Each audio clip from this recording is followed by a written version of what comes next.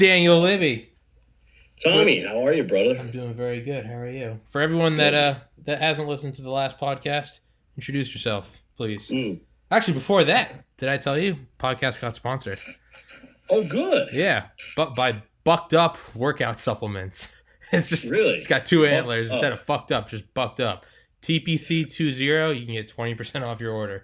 It's fucking, hey man, I'll take it. Hey, that's awesome, man. Oh yeah, dude, I'm psyched. I'm so psyched. And I think I'm not sure I'll know by later today, but I think I got sponsored by Audible because I talk about Audible so much. I sent them some videos. I was like, all I do is like promote your stuff, and I'm just doing it because I like it. Like I'm not even trying to like promote other people's stuff. So yeah. But yeah, so screw that. Get that out of the way. Introduce yourself for those that don't know. Hey, Dan Libby, retired Senior Master Sergeant in the U.S. Air Force, recently retired, and have been moving on to helping people stay safe, through violence prevention initiatives and training. Oh, yeah. Tommy, good to talk to you again, man. Yeah, good to talk to you too, buddy.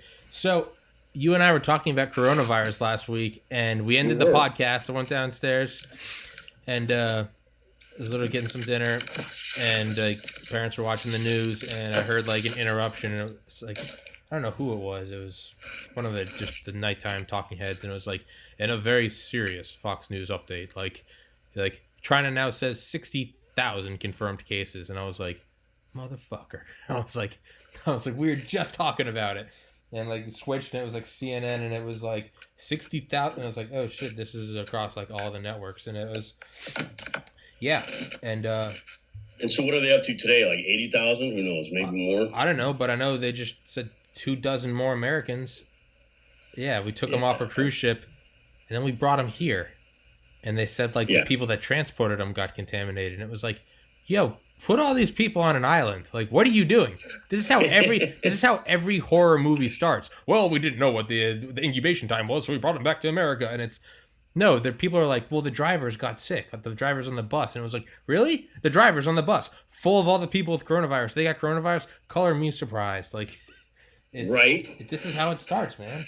This is how it starts. Yeah, I think every zombie apocalypse film starts with some kind of outbreak that is similar to this, right? Absolutely.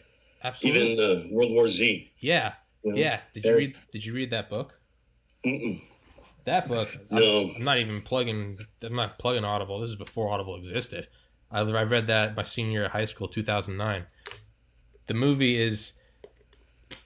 I like the movie. It's the only movie I've ever seen that literally has nothing to do with the book. Not just a weird adaptation. It was like, really, because the book is really neat. The book is about, it's not dramatic, the first, case 0. It literally starts out like they don't know who patient 0 is, but it's like, what are the immediate things? Well, the immediate things were like the borders were sealed. Every country kind of went on high alert, and it was just very realistic. It was like the economy, like it had some hiccups, but kind of leveled out because no one was sure what was going on. The military started making a lot of moves, like very quietly. A lot of snake oil salesmen came out, and like some people made money. Like other people said, "Oh, it's a hoax." Other people started, just bugging out to the mountains and saying. But what it did was it approached every like facet of life: economic, financial, religious, spiritual, sociological.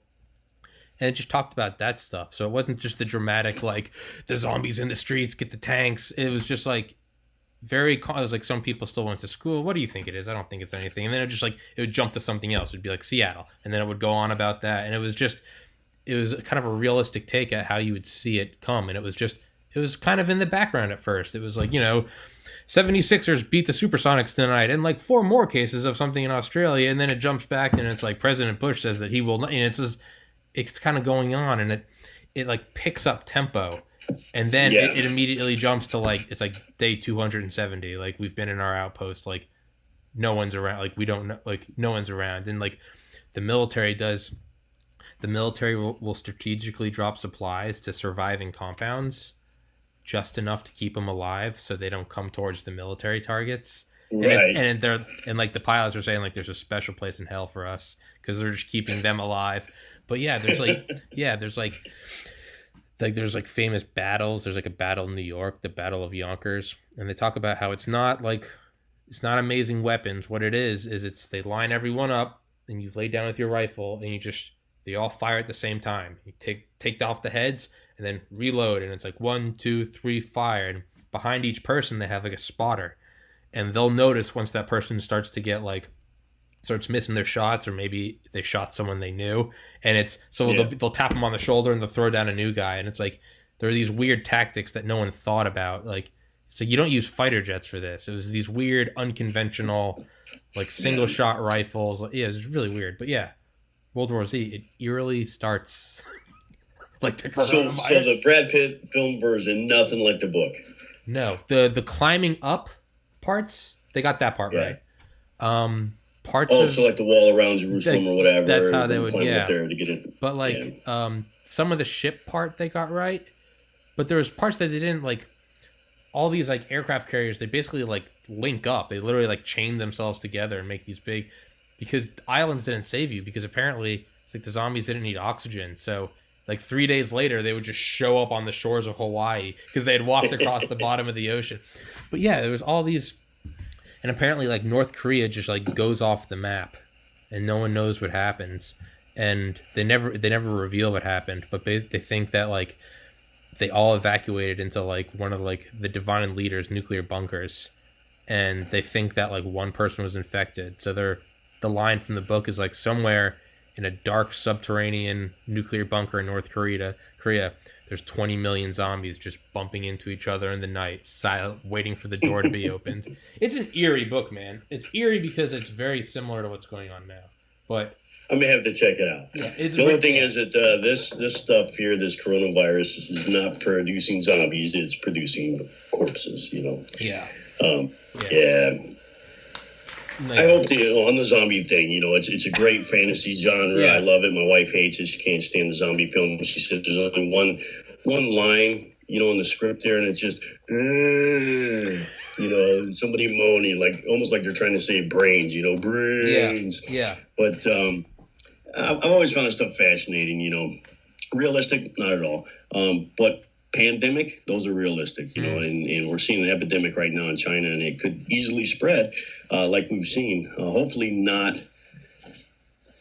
it doesn't spread in this country and other countries like it has in China. You know what I mean? I think a lot of those embargoes, a lot of the stop movement and travel and stuff to and from China, I think that's been very effective in helping reduce the spread. But it's like you said, you know, we bring a bunch of people here that are sick, and, you know, the people transporting them get sick. Well, that's a no-brainer. That's going to happen, right? So it's my hopes that our medical community is taking those folks and studying this disease so they can come up with an antiviral vaccination rather quickly, you know, to help combat this thing, because it's we still don't know the truth about how bad it is in China.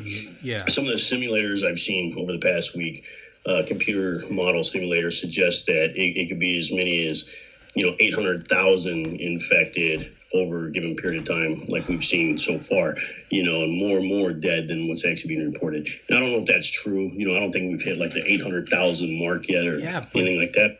But they could, they could pretty quickly. I don't put anything past China. Like, I really like let's stay within like the realm of possibility. Like, you know, let's not not saying you did, like I brought on last time. I was like, it's the CIA, but like, it's just like, what do we know? What do we know? They're a heavily censored nation. They do it successfully. They're one of the few places that normally, I think this was you and I talked about it, normally when you censor a nation, it kind of eats itself because it stagnates any progress. China's a weird one because it's like number 2 military. It throws its weight around, but they successfully censor, what is it? What wasn't that 1.3 billion? Is it gone up?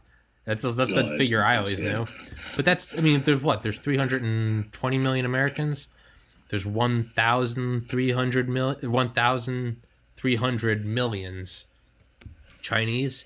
So if you take that censorship ability, the competency to do it, the willingness to do it, we know they do, you know, and complete lack of or violations of human rights, I don't know why it's a perfect storm for they do censor and they have the most people out of everyone.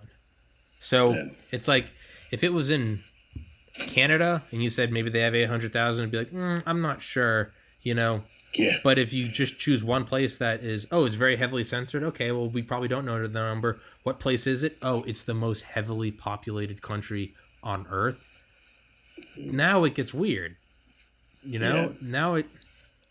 Well, how do you censor that many people to begin with? I mean, you have to have total control over social media, over the internet, over cell phones and radios and everything else. I mean, and I think we've seen where people have spoken out in China, like Dr. Li, the first guy who diagnosed it and started putting it out there. I mean, he was censored right away. He was brought into a police station. I think we talked about this last time, and was given a reprimand and basically a warning, staunch warning, that cease and desist or else. And he had to do that. He had to accept that. And he ended up dying of the disease. But I think when I read the translated version of that paperwork that he got from local police, it basically said that he was spreading false information about 7 confirmed SARS cases, right? And that he needed to stop pressing this falsehood stuff, because it's scaring the people. And he cited some local law or some Chinese law or whatever. I'm like, well, wait a minute, man. I mean, there's a big difference between SARS and Corona. Yeah. Big difference in the two. Yeah. You know what I mean? And for the government to shut him up that quick, it was pretty amazing. While I'm getting lunch delivered. You're fine. Thanks, darling. Sandwich and chips. Awesome. Beautiful. Can't go wrong. Beautiful. Sandwich and chips can't go wrong. Yeah. It's because they do it very, very well. Yeah. And not only that, they don't. It's not just it's not like an American propaganda thing to be like, oh, China's evil. Like we know Tiananmen Square. We know what they do to those Buddhist those Buddhist communities. We know what I mean. What is it? How many Muslims do they have in re-education camps, concentration camps? Right. I mean, look at Foxconn facilities. They have the suicide nets outside, so it's like you can't even jump to your death. It's but they do all this stuff. I mean, Hong Kong, that's what we got a glimpse of. They are censored. They're willing, even when the world sees, they really have no problem with cracking down with the long arm of the government, and it's the most heavily populated place in the world. This is, if this was a movie, you'd say that was a low hanging fruit. That's all the writers got. Oh, it was in China. It's almost too easy. It's like you can walk into it. But it's what's going on right now, and I don't know, man. So I think it's the second most populated country in the world. I think India is. Yeah, I think India is taking first place. Let me just verify that real quick, but I'm pretty sure India is sitting number 1. Oh, I always thought India was 1.1, China was 1.3. Let's see. 10 countries large. Let me look this up real quick. No, you're fine. No, you're fine. Like I said, I don't do fact checking on here. I perpetuate lies. Nope, you're right. It is China. India comes in number 2 with over 1 billion. So the population estimated in China at 2020, which is the year we're in now, is 1.4 billion. Oh, Jesus. India is 1.38. Oh, okay. So India's making they're it fast. A close second. Yeah. But yeah. So could you imagine it spreads to India as fast as it was spreading in China? Yeah, and India is not near. I mean, China's not a perfect place, but Jesus, you don't mind me eating lunch while we're talking. No, not at all. I don't give a shit. It's my podcast. Fuck the haters. But it's if it goes to India, but what happens when this goes into a third world place where there's no institutional medicine. They don't have any of these teams. What happens when it goes to a place that we normally send Red Cross aid to make ourselves feel good? Then what? Oh, you mean similar to the Ebola outbreaks in Africa years ago? Yeah. Right? Yeah. Yeah. Well, the thing is with China, so they're a closed country, right, for the most part. I mean, just last week they finally allowed the World Health Organization to come in and start helping them, sort things out. But they also had to sign non-disclosure agreements, and they're being censored on what they can and cannot talk about and all this kind of stuff. So it's going to be interesting to see what really comes out of that, Yeah.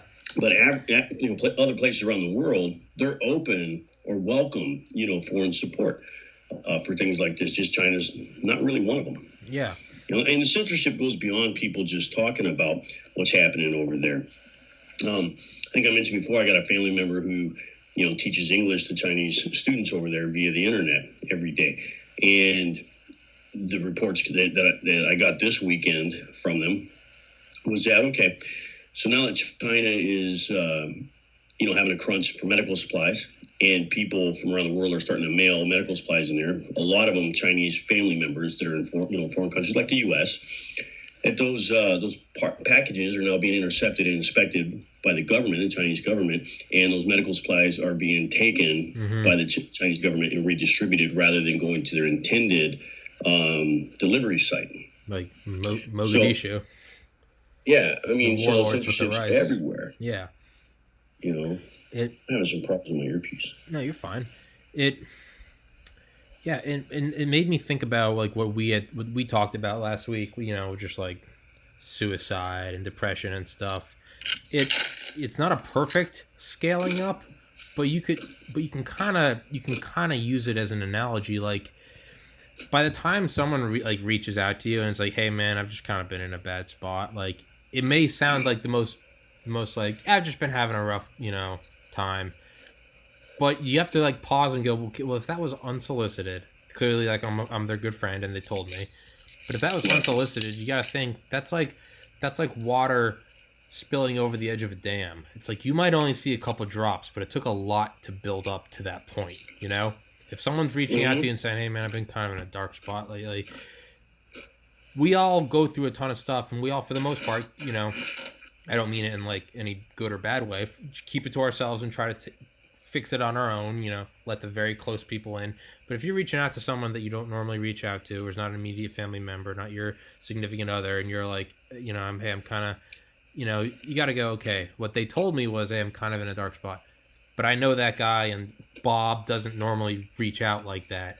And here he is. So I have to imagine that right now I'm just seeing a little 1-inch spike of ice coming out of the water. There's an iceberg under there. If China is now allowing the World Health Organization in, what is going on? How bad is it really? They're the guy that doesn't normally reach out, and they're now reaching out. What the fuck is going on? That's how I mean. It's not a perfect. It does not a perfect scaling up of the phenomena of reaching out, but I mean, kinda like China, like in the midst of a trade war too.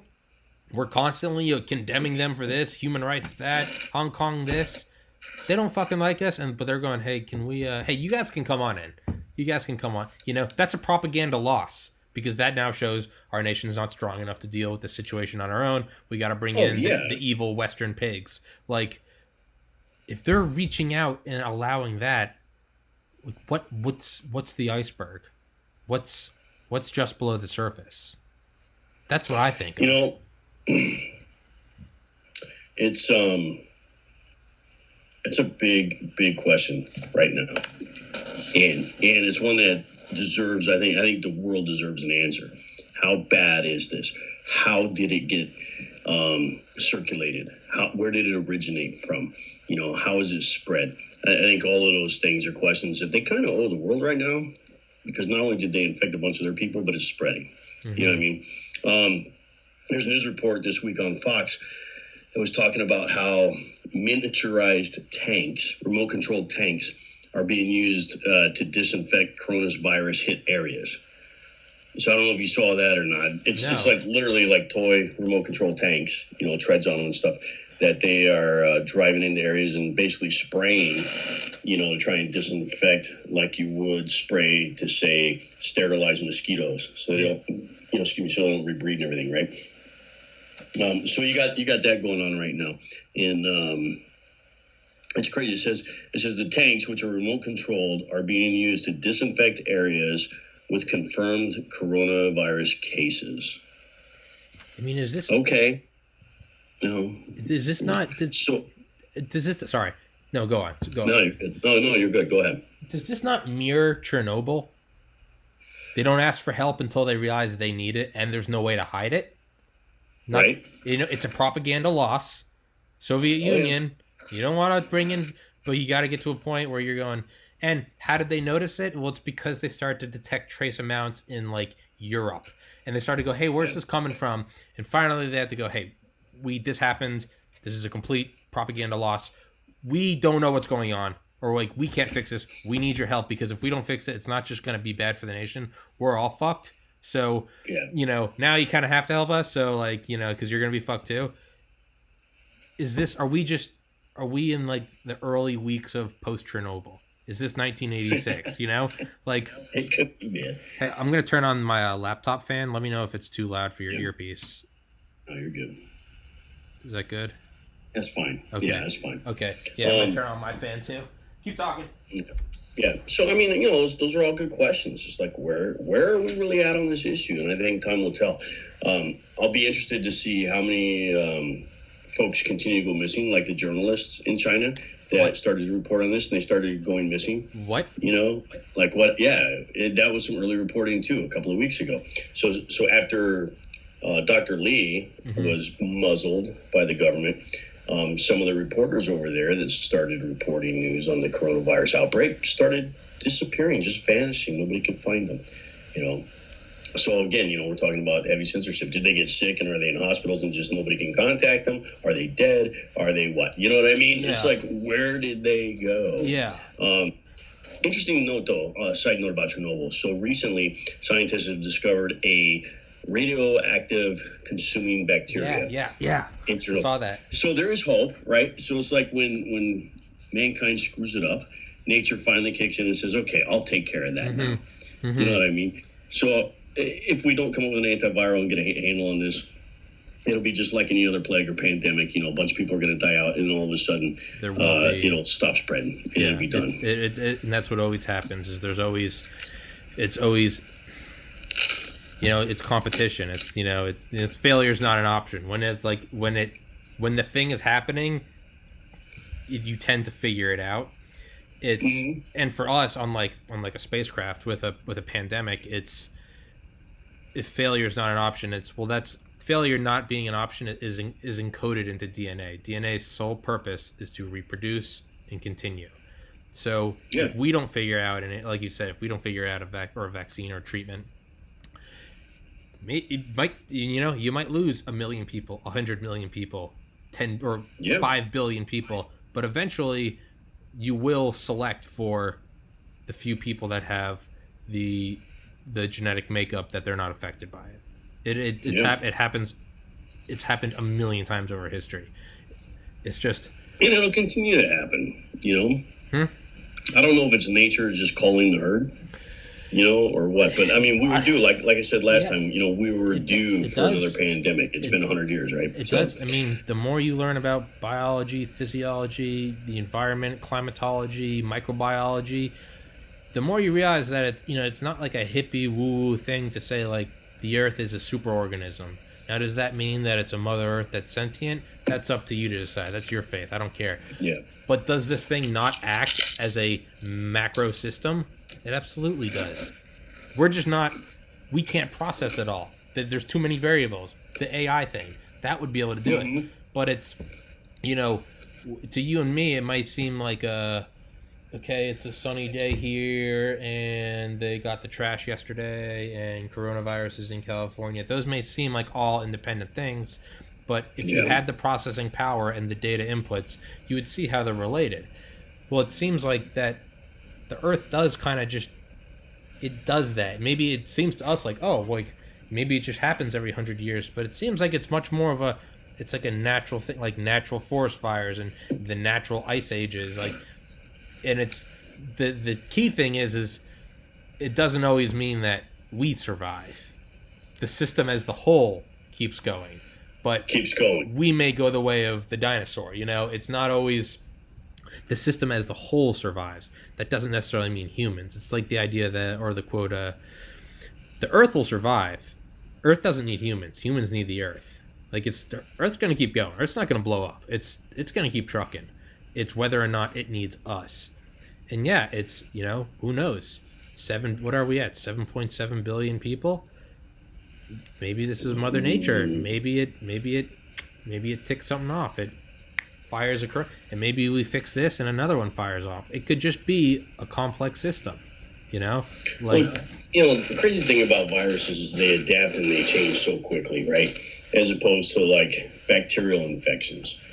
So it's one of those things where it's desirable as a biological weapon, right? Because it can rapidly change and makes it very difficult to combat. But like we talked about last time too, when we were talking about biological weapons, is this a man-made thing or is this Mother Nature? This particular virus, you know what I mean? I have been unable to find any other stories relating to that one that came out of India that suggested there was RNA in this strain of coronavirus that was associated with HIV. So I don't know if that was a propaganda thing or just, India spreading some misinformation there. But I did see a report last week, and I was just trying to locate it. I should have saved it on my phone. It talked about how I think the U.S. or some other country had satellite imagery of kind of the alarms going off at the research center in China, right? And people fleeing that facility right before, the outbreak, sometime in December, right? And God. And so I saw a little blip about that on the news, and I haven't been able to find any follow-up to that. When you look for satellite imagery now of the outbreak and stuff in Wuhan, it just shows that since they shut the city down, there's like no activity. Shut down all transportation, people are basically quarantined in their homes, that kind of stuff. So there's really nothing going on in that city anymore. So it makes me wonder, okay, was that just a little nugget that was put out there for disinformation or propaganda, or is there truth to it? Was there an outbreak that was accidental? But at some point, I think the Chinese are going to have to come up online and say, this is what happened, period, in the discussion. Whether it was, inadequate security measures at their facility, whether it was an intentional release, whatever the case may be. I mean, they kind of really owe the international community an answer on that piece. You know what I mean? Yeah. And for them not to come out and say it always begs the question, why are you hiding it? So naturally, like conspiracy theorists and stuff are going to rush to the notion that China developed this thing and they tested on their own people and got out of control. Yeah. You know what I mean? Yeah. Is that the case? Maybe, maybe not. We just still don't know.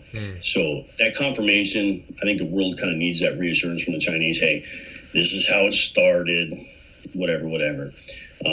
But for them not to really give a solid answer on that and go back and forth. Well, it was fish markets. No, it wasn't a fish market. Oh, it was snakes. Oh, it was bats. Oh, it was some bug that the bat ate and the snake ate that bat or whatever. And then humans ate, a snake tartar and who knows? Yeah. It's like, who knows? It's very interesting that I want to say the fish market, they say it originated in something like 500 feet away from the research center there in Wuhan, where this, biological research is taking place all the time anyways. So you have a major research facility for bugs, viruses, things of that nature, that close to like a place where people go and buy their food. It's like, hey, China's kind of a big place. Why don't you put it in some remote area, where it's not really going to do any damage if it gets out. It's going to kill the people there, and then you frickin' burn it to the ground and start over, whatever. Yeah, you quarantine it. You block all the roads going in and out and just burn it. Yeah, napalm it. Why are you doing a city full of 11 million people or whatever it is there in Wuhan, and have it set up 500 feet away from a fish market? Dude, come on. Cut costs. Okay, so China, they're really good about building islands out of trash to expand their influence in the LSE or whatever. Okay, why don't you put a research facility out there? Yeah. Keep it away from your densely populated areas, man. Come on. Yeah. But the thing is it doesn't matter if they come out. I mean, it does, but I'm just looking at it from like right now. Let's say China makes a statement right now. Boop, Twitter comes up and live during the podcast, we get, this is what happened, this is how it began, and this is what's going on. Yeah. Even if they are telling 100% the truth, just right now, if China said that, are we going to go, oh, that's the truth? Or are we going to instantly go, what's really going on? Maybe last week when they said 50,000 people, maybe that really was the 100% truth. But what are we naturally going to do? Like, what did I text you? 5 million. Like, it's the natural. So it's almost like, it's almost like it doesn't matter. Or what it is there's like a deal struck in the upper echelons of government, like with our government or other governments, like this is what's really going on. Like, and it's not world ending. It can be stopped. We'll do this. You help us fix it, but you don't, embarrass us on the. I don't know. Maybe it's something like save face, and there's something in it for us, and there's something in it for who knows. It's. I don't know. But it just. Yeah, why are they hiding it? That's what it comes down is why are they hiding it? Yeah, it's a question on everybody's mind right now. Yeah. Why is it so vague? Why aren't they forthcoming on it? Why didn't they not accept help from the United States and other countries initially? Why not? Yeah. Why did they try and silence the first doctor to speak up about it and tell him that he's reporting on 7 confirmed SARS cases? It's like, come on. Yeah. It is. I don't know. It's eerie. Is this just like the media is like they love it? Is this maybe it's really not that bad, but they're just fucking. It is just getting clicks right now. Coronavirus, Wuhan, or whatever they're calling it. Something 19. Well, so the media is for the most part very sensational. Yeah. Right. Yeah. Scary stuff sells papers. Exactly. Right. It makes headlines. Exactly. Be the first to report on it. And it reminds me of working in the intelligence community when we would get initial indications that something happened, initial intelligence reporting. Well, until you investigate and vet that reporting to verify it or whatever, all you can count on it to tell you is that something happened. What that something is suspect. It always is. And because we have 24-hour news coverage now, instead of morning edition, evening edition news, there's no time for anybody to vet anything. They got to be the first ones to put it out there. Yeah. It doesn't matter if it's ABC, CBS, NBC, CNN, Fox, whoever. New York Times, LA Times, the British Daily Sun. They got to be the first ones to put it out there. So we get a lot of information on initial reporting that just factually doesn't have a lot of substance. Yeah. But it's sensational. It's scary, right? So let's push it. And then, you get into the political narratives with a lot of media and stuff. And, there's arguments about that crap all day long. But at the end of the day, I think the media has a responsibility to report the facts. Yeah. And they're not always judicious in that endeavor. Yeah. We look at the gun control laws, that were being pushed in Virginia, okay? Had a new governor and his new cabinet and stuff. They're going to take away all your guns. So a lot of Second Amendment supporters decided they were going to march on the Capitol, and show up in force. Like 60,000 or more people showed up, a lot of them with firearms and everything, and held a peaceful demonstration, right?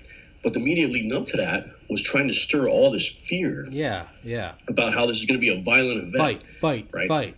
That's what it is. So it's like, okay, so are we going to watch your news station because, we're looking to see the fight? And do you really want that fight to happen? Because then it might play into that narrative of, okay, we got to control guns because this is why, Or was it like this whole anticlimactic thing where the media that was perpetuating all that fear had to take a step back afterwards and go, yeah, we got that one wrong. Yeah. Dude, how about you just report the facts? Yeah. Right? Yeah. And so, you go to a country like China where everything is state-run, government-run. Right. Right? They're not going to report any correct facts. Yeah. Because their control of their population is more important to them. That's why they censored, Dr. Lee initially. Because they didn't want him to scare the people. So the last thing they want is a huge panic. Well, now they've got one, because I don't think they were forthright. They weren't honest about what was going on and how this virus got out and who it impacted and how it's spreading and everything of that nature. They just weren't. They got overwhelmed. And now all of a sudden they're sitting there going, oh, hell, it wasn't really SARS, was it? Yeah. No, and you guys knew that. Yeah. But it was so important for them to control the population that it didn't matter how they censored people. You know what I mean? Here we get narratives across the media for sensationalism and political agenda.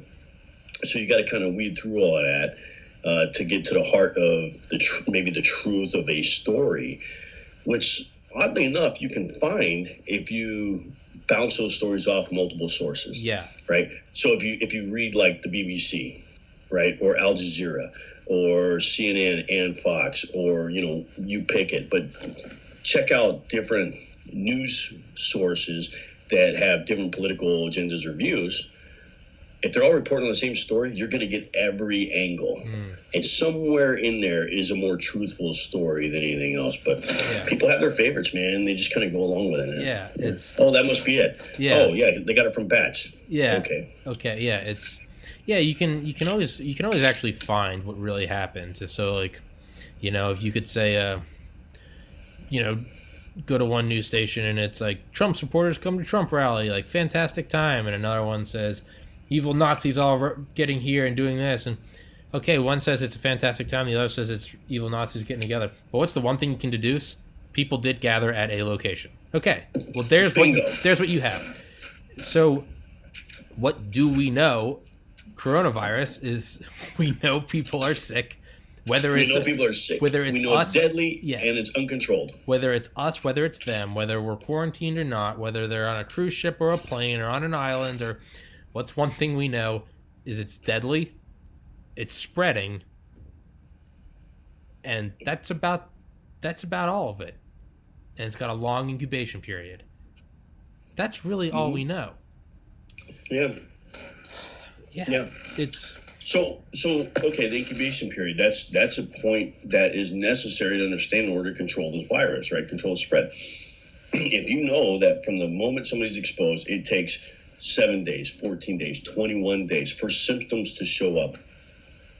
Unless you take a blood test on somebody and look at it, under a microscope, between the time they get infected and the time they start showing symptoms, they can spread it. Yes. They can spread it, right?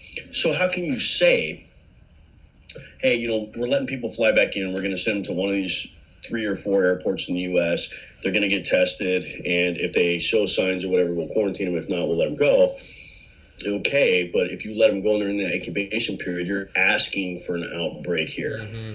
You're begging for it. Mm-hmm. But if we know, hey, we need to quarantine you for 30 days from the time you reach our shores. If you show no symptoms within that 30 days, we'll give you a clean bill of health and you can go on your way, right?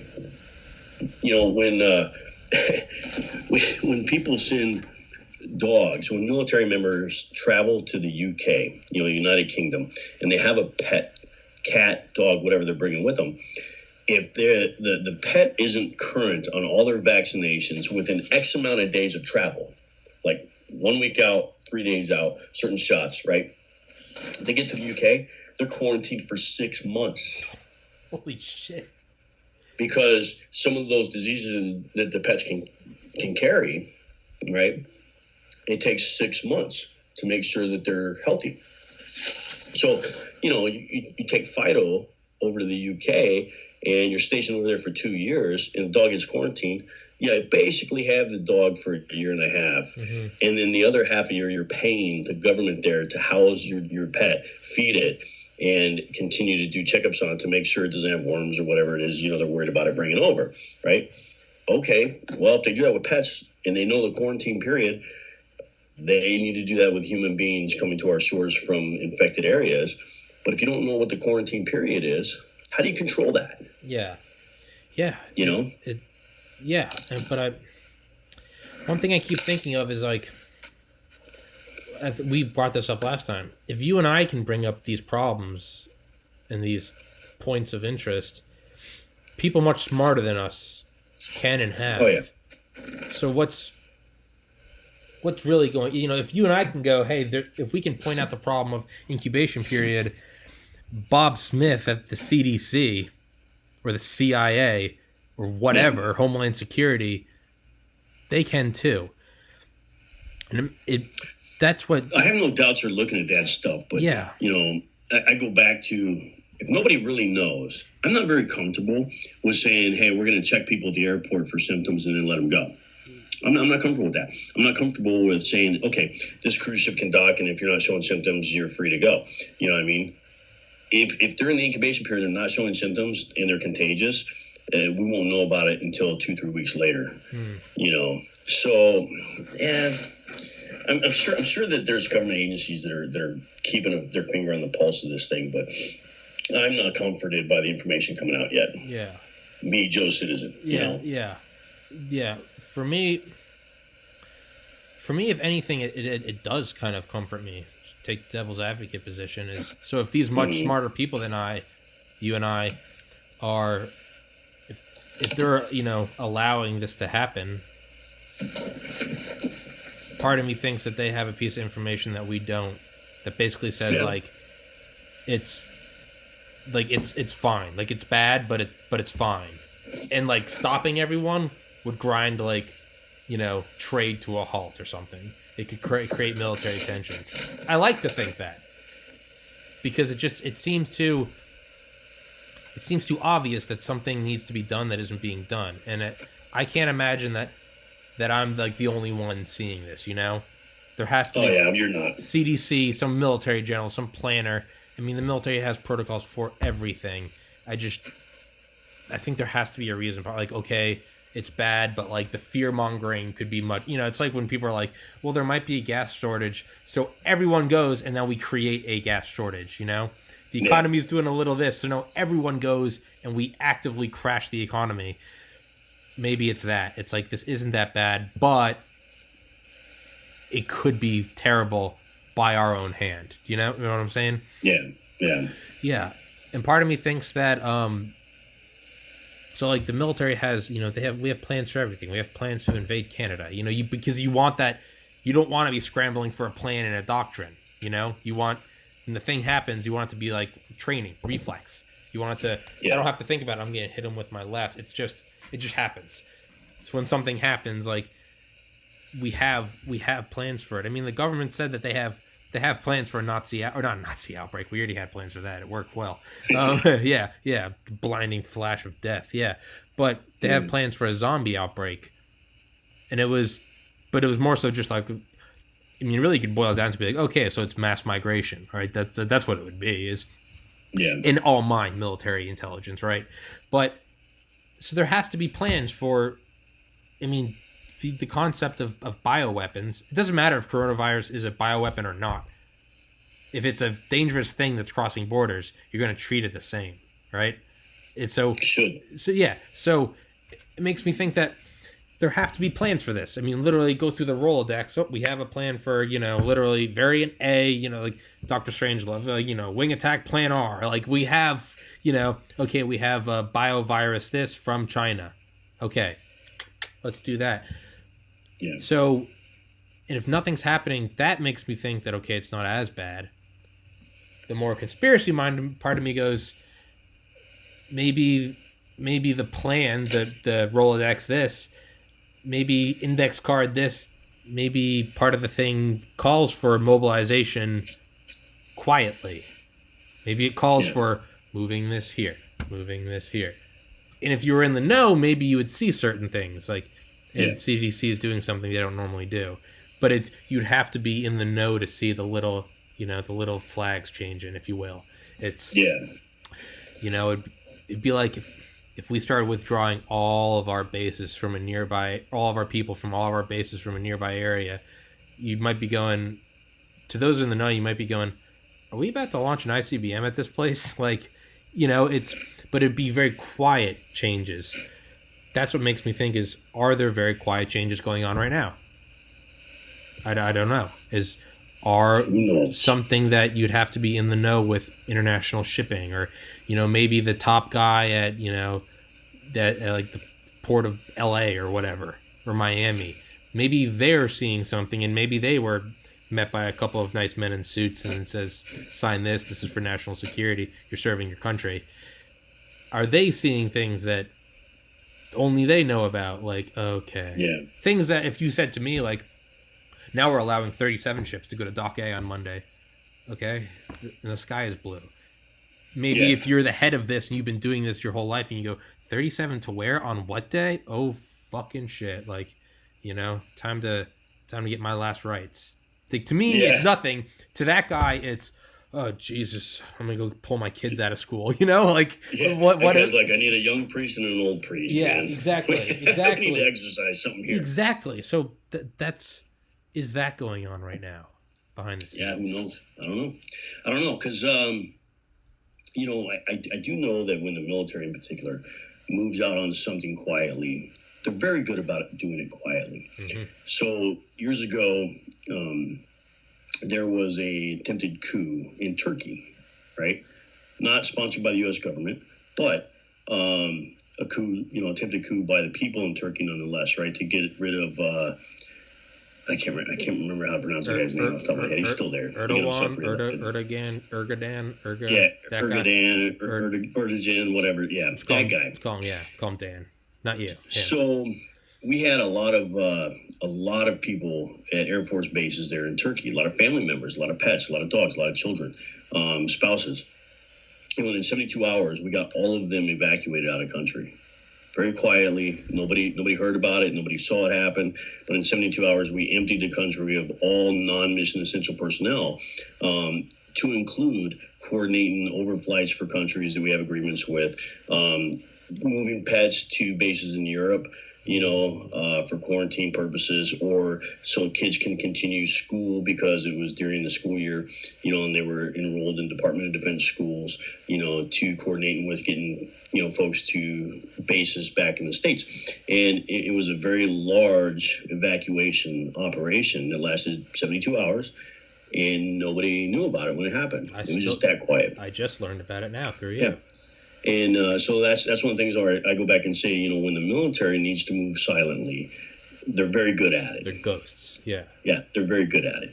And we just don't send off a lot of, put out a lot of alarms on those kinds of things. So, the fact that we're bringing in these evacuees, these Americans that have been exposed potentially to coronavirus, and we're putting them in military installations, that's probably the best place we could put them right now, where it's a controlled environment. Everything is controlled. We have the ability to decontaminate stuff there. I mean, we've been doing it forever.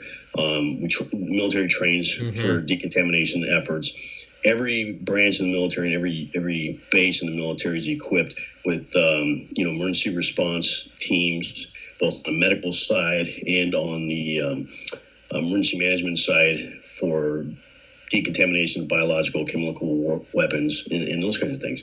So it's a very controlled environment. Plus, it gives free access, to CDC or whatever to be able to go in and study and try and figure this thing out. The problem is when you get people that, let's say they've been on a cruise ship for a month now, right? And it was only supposed to be 2 weeks. So now they're 2 weeks into their vacation being done. They've got to go back to work to pay their bills. They may or may not be showing signs and symptoms yet, right, by the time they get quarantined. And then how much longer do you keep them? And what is the personal cost to those individuals, vice ensuring, we don't spread this disease to millions of Americans, right? So that's something that people aren't talking about either. Like, how are these Americans that are coming back and being put in quarantine, how are they getting back to... Who's covering their bills? Who's covering their bills for them right now? What's the legality around that? Yeah. I'm asking you, do you know? What is... No, I have no clue. I don't know, because I'm not a lawyer. I have no clue what the legality is of keeping somebody against their will. Because we had a couple of Americans try to escape from these quarantine zones, right, here in the U.S. How the movie begins. It's like, you're talking about adults who may or may not be quarantined against their will, right? So I don't know what the legal... I mean, I would imagine the government has some ability to do that.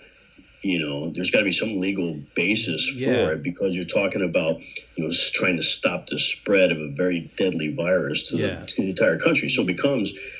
Does this become a national defense issue? Does it become a medical issue? Does it become a homeland security issue? Like, who's in charge? Yeah. Right? And that's something that you're not hearing much about on the media. So other than, hey, we've got these 4 bases that people are being quarantined at, more to follow, maybe. Yeah. No, that absolutely goes to POTUS in my opinion. And I don't necessarily mean Trump. I just mean the position, the office of the presidency. Because is that not national security? It does not matter if it's a weapon or if it's just a virus. The threat is the same: spread and kill. So I think that goes national security. right? In which case there has to be a precedent to just, no, you're quarantined. I would hope there's something like Uncle Sam picks up the bill, right? Yeah. There would have to be. And if it wasn't, it would take legal action afterwards to do that. Because, like, you can't be fired from your job because Uncle Sam detained you and said, you get what I'm saying? I don't know, though. I'm going to look it up right now. Okay. What the legal basis is for quarantine in the United States. So, isolation and quarantine help protect the public by preventing exposure to people who have or may have a contagious disease. Federal law that stipulates that. Keep reading that. I'm going to go fill up my water bottle. Under Section 361 of the Public Health Service Act, 42 United States Code, Section 264, the U.S. Secretary of Health and Human Services is authorized to take measures to prevent the entry and spread of communicable diseases from foreign countries into the United States and between states. Interesting. Federal isolation and quarantines are authorized for these communicable diseases, and they list cholera, diphtheria, infectious tuberculosis, plague, smallpox, yellow fever, and so on, and flu that can cause a pandemic. And that's when we get to talking about the coronavirus, because it's a flu strain that can cause a pandemic. So it looks like Secretary of Health and Human Services has that authority. Well, I mean, the Secretary of Health and Human Services has the authority to take measures that prevent entry or communicable diseases from foreign countries into the United States and between states. So not only do they manage it coming across the borders of the continental U.S. and Alaska and Hawaii, but also transmission, say, between California and Colorado or wherever, you know what I mean? So they've been given the authority under federal law to do just that, to put a stop to it. So that answers that question. Mm-hmm. Who has the authority? So it looks like it's delegated down to the Secretary of Health and Human Services. Yeah. But would it stay under that delegation if it was truly deadly? Like, at what point does it cross over into, like... I mean, you look at some of the things that they're authorized to quarantine, or isolate for, and it's things like cholera, diphtheria, infectious tuberculosis, plague, smallpox. So, yeah, I mean, absolutely, if it's a deadly disease, then Health and Human Services has jurisdiction over how we approach that and deal with it and handle it. So, and then the CDC also plays a role too under federal law. So under Title 42 Code of Federal Regulations, Parts 70 and 71, the CDC is authorized to detain, medically examine, and release persons arriving into the United States and traveling between states who are suspected of carrying these communicable diseases. Mm-hmm. So, Health and Human Services is the one that establishes the policy for it and stuff like that. And it looks like the CDC is the one that actually carries out the day-to-day activities enforcing those policies. Yeah. Which I think we're kind of seeing, because I'm pretty sure the CDC is working with the medical communities at those military installations where people are being quarantined to ensure we get a good handle on it and a good study of it so we know exactly what we're dealing with. Now, do you think that there is any possibility that this is a bioweapon, but it wasn't the United States or China? Or is that going way off into the weeds? That might be just a bit outside. Okay. So I'll put it this way. All signs to me state that this originated in China, mm-hmm. that the outbreak started in China. And, when you look at, there is a biomedical research facility right there in Wuhan, right? 500 feet from the place the Chinese said that this outbreak started at, the fish market or whatever. The fact that that's the epicenter of it tells me that's more than likely it's a Chinese thing. Now, whether they were developing it for a weapon or if they were just simply studying it, because, like the CDC has samples pretty much every known virus and stuff, we've ever dealt with. Smallpox. Yeah, smallpox, plague, diphtheria, all that kind of stuff, right? And so they study it, right? I would imagine if we're doing it, other countries are doing it too. It's just a matter of, was this an intentional release? Was it an outbreak? Was it weaponized? I think I mentioned this before when we talk about physical security. Anytime you have humans interacting in a process that is, supports physical security, you have a vulnerability, right? So all it would take is one lab person, one lab technician to not sterilize themselves properly, leaving a contaminated room, right, for there to be an outbreak. Just one person making a mistake. Yeah. That's all it would take. So, yeah. Or one disgruntled person. Yeah. I mean, there are people that we talked about this. There are people that, when they're going out to perform or carry out a massacre, like, it's, I'm not getting out of this alive kind of thing. Yeah. What if it's just that times a million? Yeah. You can't ever rule out the potential for an insider threat issue like that. Yeah. So yeah, that possibility exists too. But again, it goes back to that human factor I was talking about. When you introduce humans into this process, well, then you've also created a vulnerability, right? So whether that's intentional or unintentional, it exists. Yeah. And those countermeasures to prevent that have to be so robust and so strict and so stringent that it makes it almost impossible to screw it up. Yeah. You know what I mean? But who knows what kind of policies and procedures the Chinese have in place? Who knows? Yeah. Yeah, I don't see them fucking up. Like, I don't see them allowing a fuck up. Do you know what I mean? But it could happen. You know what I mean? It could very well happen. Yeah. To the insider threat, that's an interesting thought or notion, right? I was deployed to Jordan at one time, and we had a civilian contractor there whose job was to maintain all of our email servers, right? So all of our information we're getting in on email, sending out or whatever, sits on a server, what have you. This guy was an administrator for those servers, and he got fired. And on his way out the door, he deleted everything on those servers as a big screw you, Holy hey, shit. you fired me. I'm leaving country, so I'm just nuking everything, right? So we all come into work one day, and we're looking for historical information that was stored on the servers, and it's gone.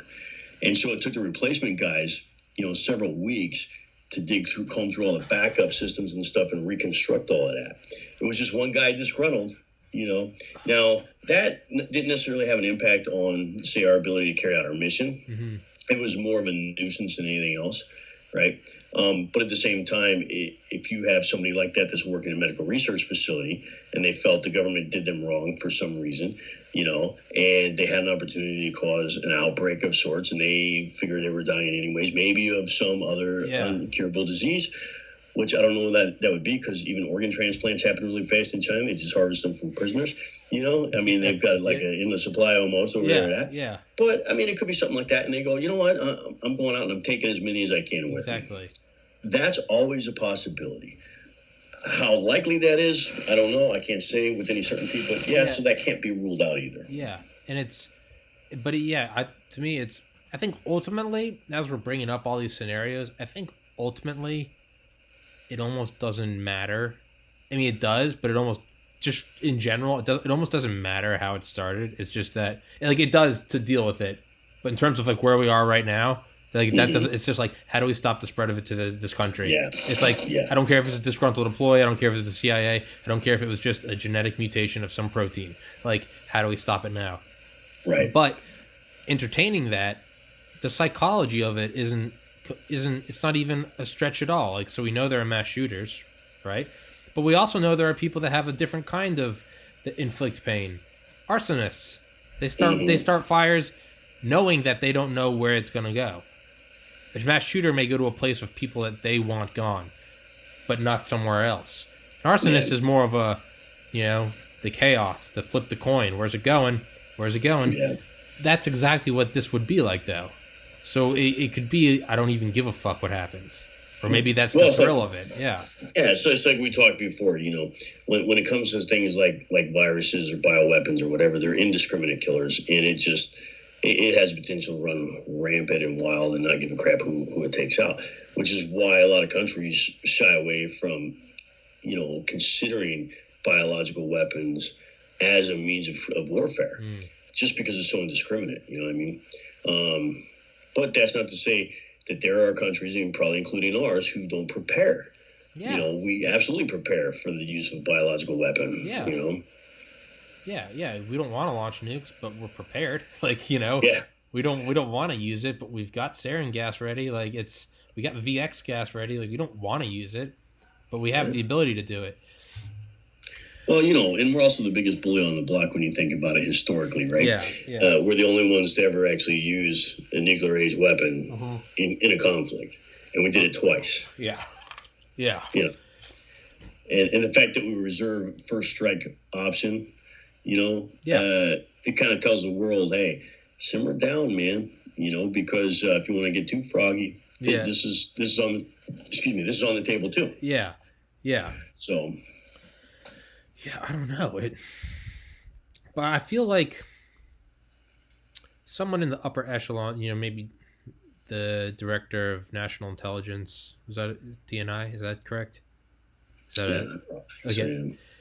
Someone, even if it's just the upper tiers, I feel like someone knows what's going on, no matter how unsexy the truth may be, and not to, say coronavirus is good, but just the what's going on, it's, I don't, because that just comes from an intelligence standpoint where it doesn't matter if it's coronavirus or nuclear weapons. You don't want any blind spots anywhere in the world, right? Yeah.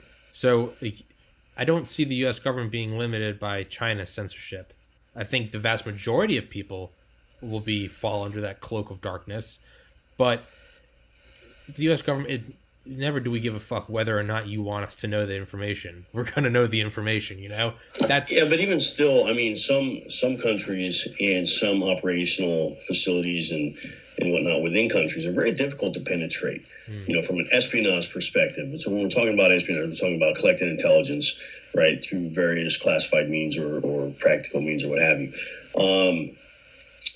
And so when you've got a country like North Korea or China, that's very hard just to get into the country, let alone start developing sources within that country who, based on where they work or live, gives them placement and access to information that we want, and then convincing them to get that information to us becomes very, very difficult to do.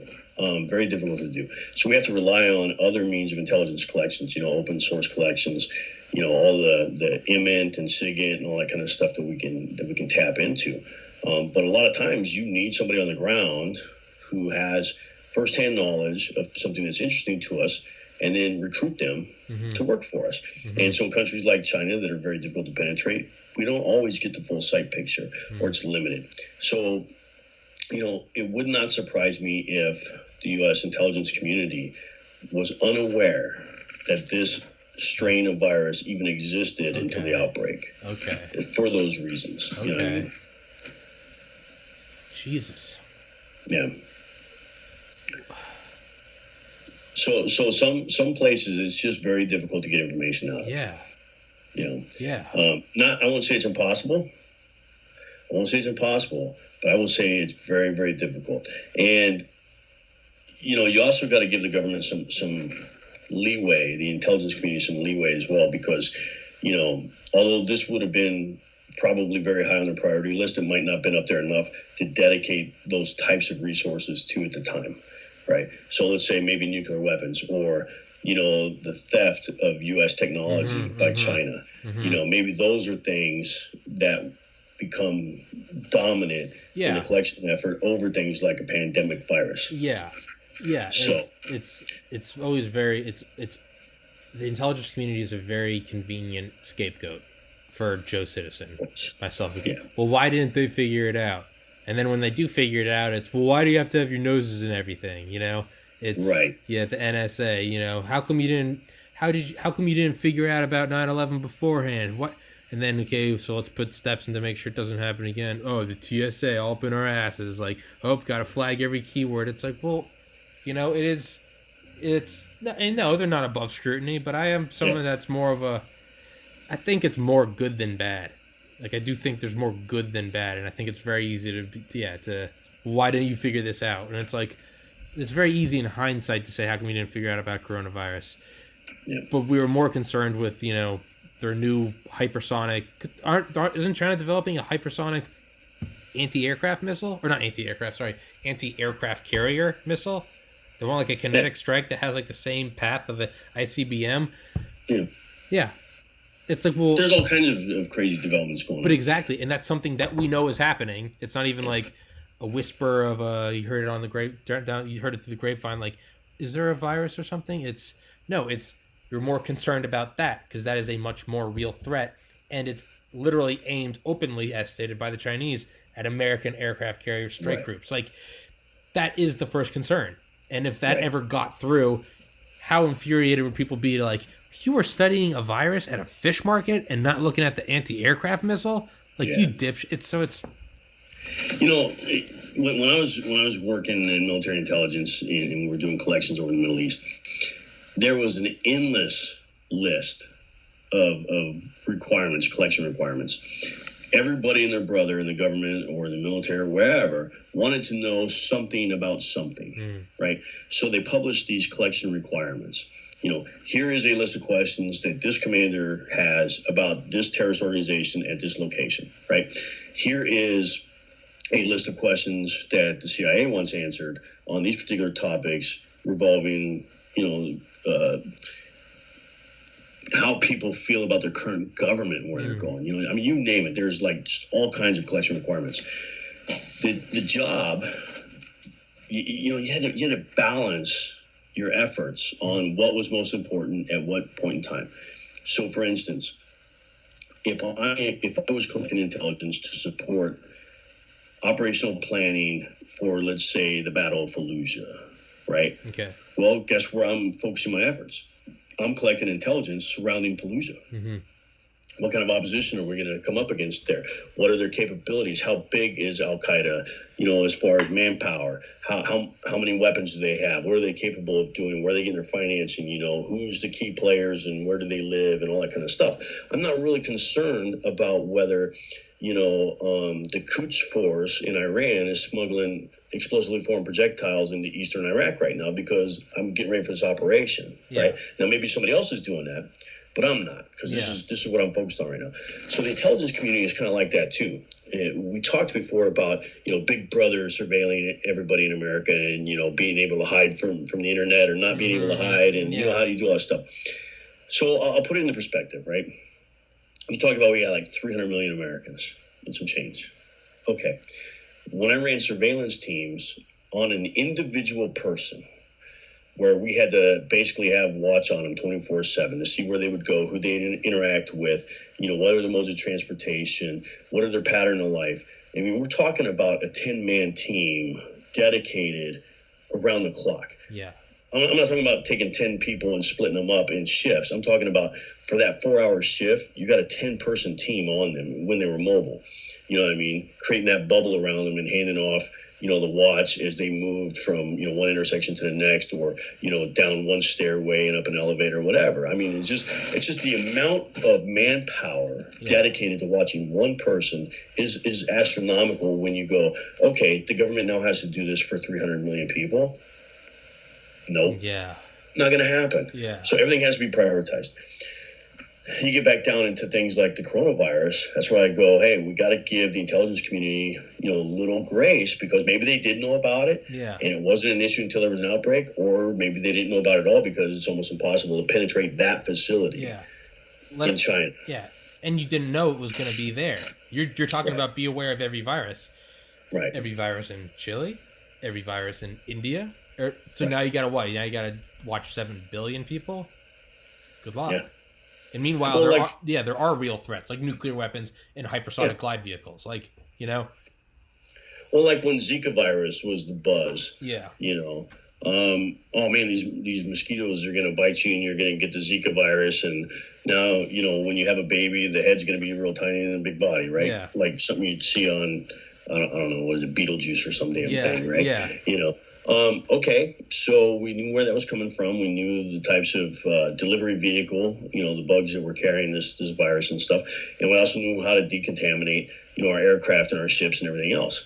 So even U.S. Air Force planes that were coming back from regions where they were exposed to Zika, before anybody left the tarmac, that whole plane got basically cleansed, decontaminated, and so did the people on it. And it's a very quick process, and off they go, and it's done. Mm-hmm. The thing is, getting back to the coronavirus, we don't know what the incubation period is. Yeah. Not yet. Yeah. So,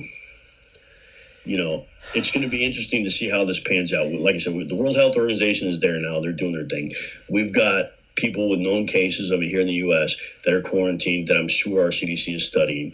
And sooner or later, we're going to get a handle on it. We'll probably get a greater understanding of it before the Chinese release information that gives us a greater understanding. You know what I mean? We're going to do our research and figure it out ourselves, I think is what I'm saying. Yeah. Yeah. And yeah, I'm almost happy that, I'm not happy for them, but I'm happy that at least we have an American infected, but they're here when we're researching. It's not just hey, can we surveil, NSA, can you penetrate the Chinese, the Great Firewall? Can you get past their cybersecurity there? Can you get into Wuhan? I'd much rather we got a guy here and it's okay. Now they're in. It's home court. Let's put the full power behind it. It sucks for that guy. It sucks for that guy. It does. But hopefully we keep him alive. Keep him alive and figure it out. And we get an understanding of how to deal with this issue. Yeah, for sure. Yeah, it's. There's a lot of people in our country that don't trust our government. I don't trust the Chinese government. Yeah. I'm okay with ours. I don't trust the Chinese government. That's what I don't trust. Yeah. And any evils in ours, which yes, there are. To me, I take that over the evils of the Chinese government. It's none of them are perfect, but goddamn, I'll take ours over theirs. Yeah. I don't know. Not to completely switch gears, but what all do you know about the hypersonic anti-aircraft carrier missile? Because I've seen it before as touted as a paradigm shift. Okay, now all of our aircraft carriers could be gone in a second, but I don't see how that's sort of a thing that sneaks up, because the Russians had nuclear torpedoes just for aircraft carriers. It's always been a possibility. Is there a reason why that's so, or is that just Chinese propaganda? Is that American propaganda?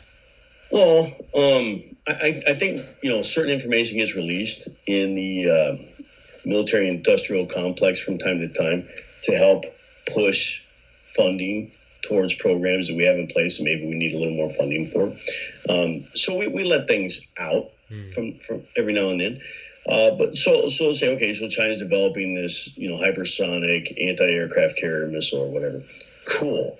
We're in the process of developing a, surface-based, high-powered laser that's going to neutralize all of that stuff anyways, right?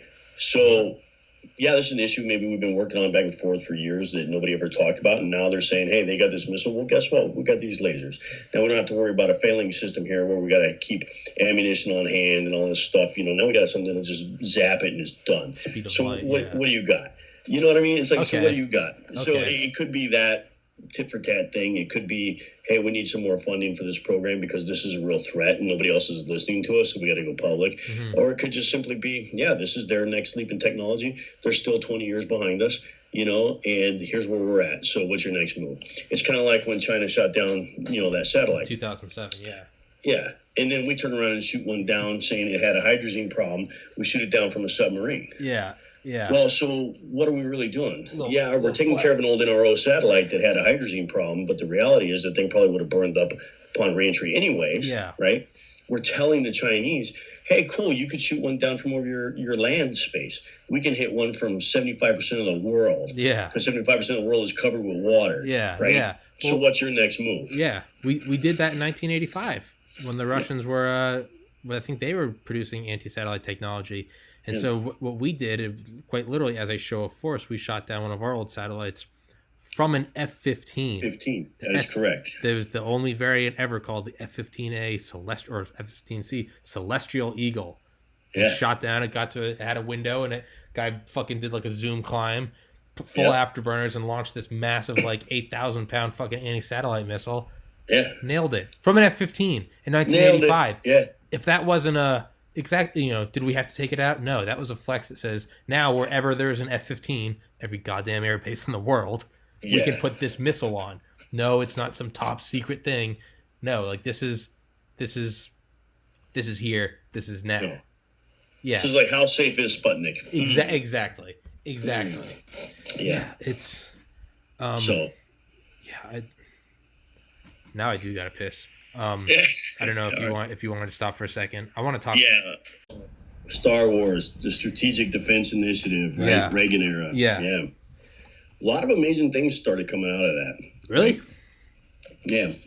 I mean, the whole concept of we need to leverage space in order to defend ourselves from the threat of nuclear annihilation, right, was something I think was very much on President Reagan's mind when he was in office, and probably even before he got into office, right? So he started this Strategic Defense Initiative that basically focused on how do we defeat the threat of incoming ICBMs. So different weapon systems started being developed as a result of that initiative. One of them was a microsatellite, and I'm sure you can pull up video footage of them testing it on YouTube and stuff. But it was basically, this satellite that had multiple engines on it that would fire and move into a certain area, and they were catching it with this big cargo net, and they fired off again. Yeah. So the concept behind that was to put a physical barrier in the path of an incoming ICBM once it was in orbit, or once it reached outer space before it came back into, Earth's atmosphere, and destroy it in space. Great idea. You know what I mean? Great place to do it. I'm a big fan of never let it get off the launch pad. Yeah. Let's hit it there first. Yeah. But the early days of that stuff, it was real rudimentary, the types of systems that were available. Detection has always been, kind of at the forefront of development. How do we detect a nuclear launch? How do we detect its trajectory? How do we detect and determine whether or not the warheads released from it are dummy decoy warheads or actual live warheads? And how do we take that out? And I think the kind of the goal now is to not allow it to release any of those warheads. So Vandenberg Air Force Base in particular has been kind of the forerunner as far as testing anti-ballistic missiles, right? Mm-hmm. Shooting a missile with a missile. Mm-hmm. And we proved that the concept works a couple years ago out here at Vandenberg in California, where we test fired, a dud nuke, and then we knocked it out of the sky with one launch from Vandenberg. But there's all kinds of different ways to take out a missile. You know what I mean? Some people tend to think that, okay, Star Wars Initiative or, the Defense Initiative or whatever deals with putting, nuclear weapons in orbit to be able to launch down at the Earth. And it's nothing like that. Yeah. You know what I mean? But it is, how do we deal with this threat and how do we neutralize it? Mm-hmm. So if we can neutralize it, if we can make it so that ICBMs are no longer a threat to us at all, then that just totally voids out some other countries' leverage over us when it comes to nuclear arms. Yes, or at least ICBMs. Yeah.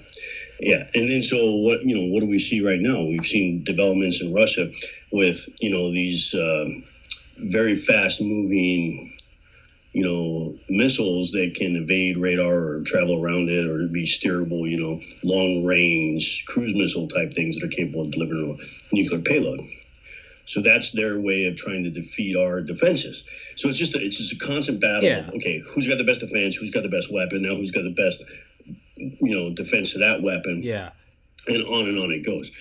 With the stand-up of U.S. Space Force, I think our government finally made the decision that this is such an important issue that we protect and defend our assets in space to maintain that strategic edge, that competitive edge, that military dominance over our adversaries in the domain of space, which for years has been considered a neutral territory. Yeah. Right. Yeah. Hands off. But it always has been a contested territory.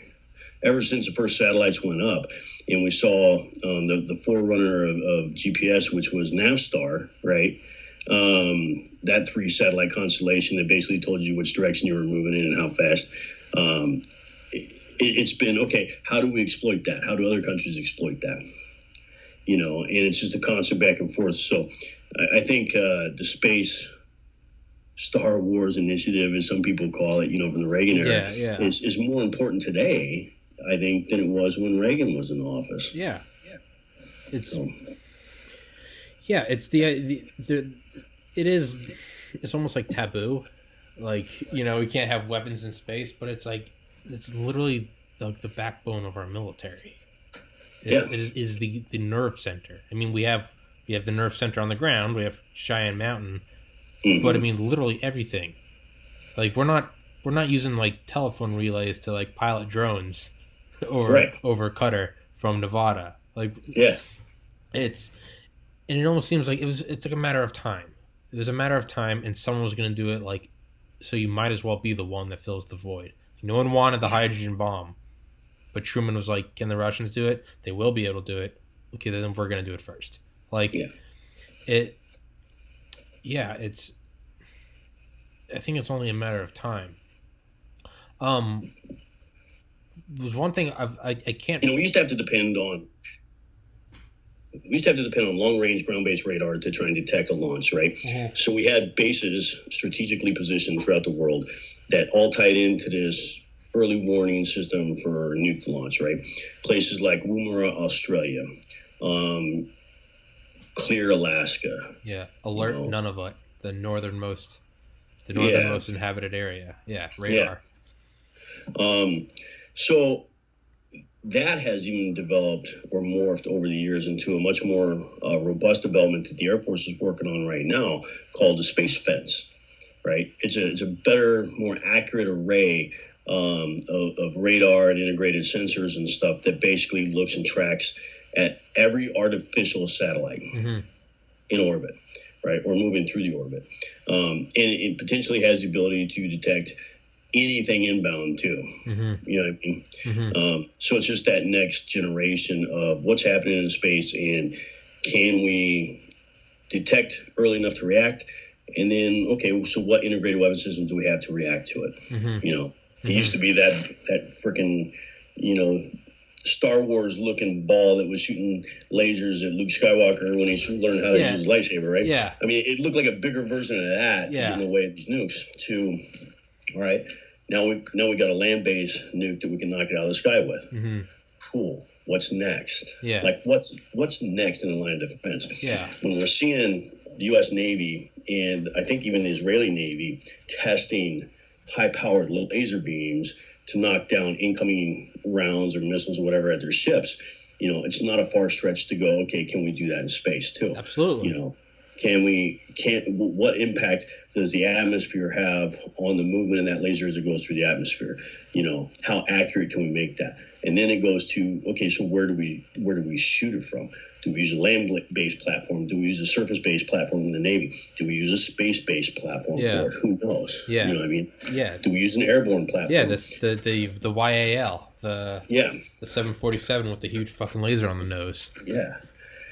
I mean, those things are getting smaller and smaller. The Israelis just tested a ground-based one for Suez interception, right? So small unmanned aerial surveillance vehicles, right? Your basic hobbyist remote control quadcopter. This ground-based system the Israelis have been testing can literally track a swarm of these things and knock them out of the sky really quickly with almost surgical accuracy. Jesus. Okay, so we're talking you can do that, with quadcopters. It's not a far leap to say, well, we can do that with aircraft, we can do that with incoming missiles, we can do it with whatever. Yeah. So let's say we're there, just for argument's sake, like we're already there. The U.S. and our allies, we're already there. Well, then what options do our adversaries have? Well, let's go subsurface. So that's why the Russians have been developing this crazy torpedo system, they can move undetected or steer or whatever. The Poseidon?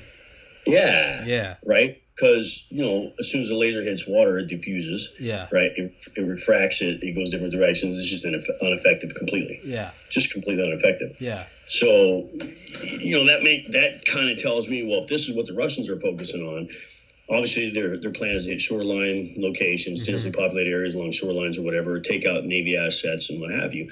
But it also tells me that we have something that can defeat their other weapon systems. So let's go underwater. Okay. You know what I mean? Okay. If ICBMs were still the end all be all, they would just be, because they have the Satan II ICBM, Sarmat, whatever. Yeah. It would be, if that was the sharpest knife, if you will, they would keep sharpening it. But if they're making the Poseidon, which didn't they say was supposed to have, I've heard two numbers. I've heard 100 and 200 megaton warheads. And I'm sure for anyone that's listening, the largest nuclear bomb ever exploded was the Tsar Bomba, which was between 50 and 58 megatons, I believe in 1962 or 1963.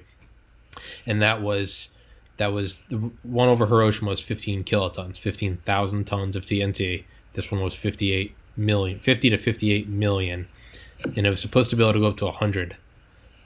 From what I've read about the Poseidon torpedo, is that it would have a payload of 100 to 200 megatons. Yeah. Explosive power. So right now, what's being reported publicly, it looks like, it can have a yield between 2 and 100 megatons. I would argue that the Russians probably are above that number. That's probably a modest number. You know what I mean? But that's, again, we still don't know how fast the freaking SR-71 could actually fly. Yeah. Right. That's still, That's still.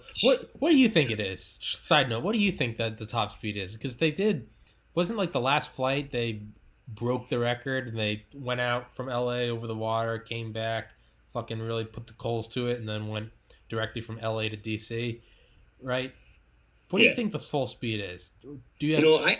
I can't even begin to speculate. I heard stories that at its top speed, in order to make a 90-degree turn, it would cover more than half of the lower 48 states just to turn 90 degrees at its top speed. Now, I don't know how true that is.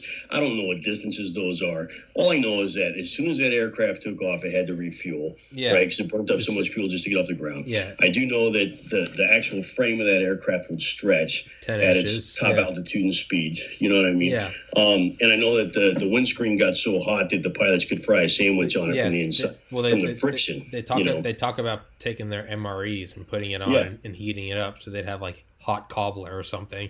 But as far as top speeds, who knows? The pilots do. Yeah, but that's weird that it's still classified. It's because they talk about going up to 3.3 Mach 3.3.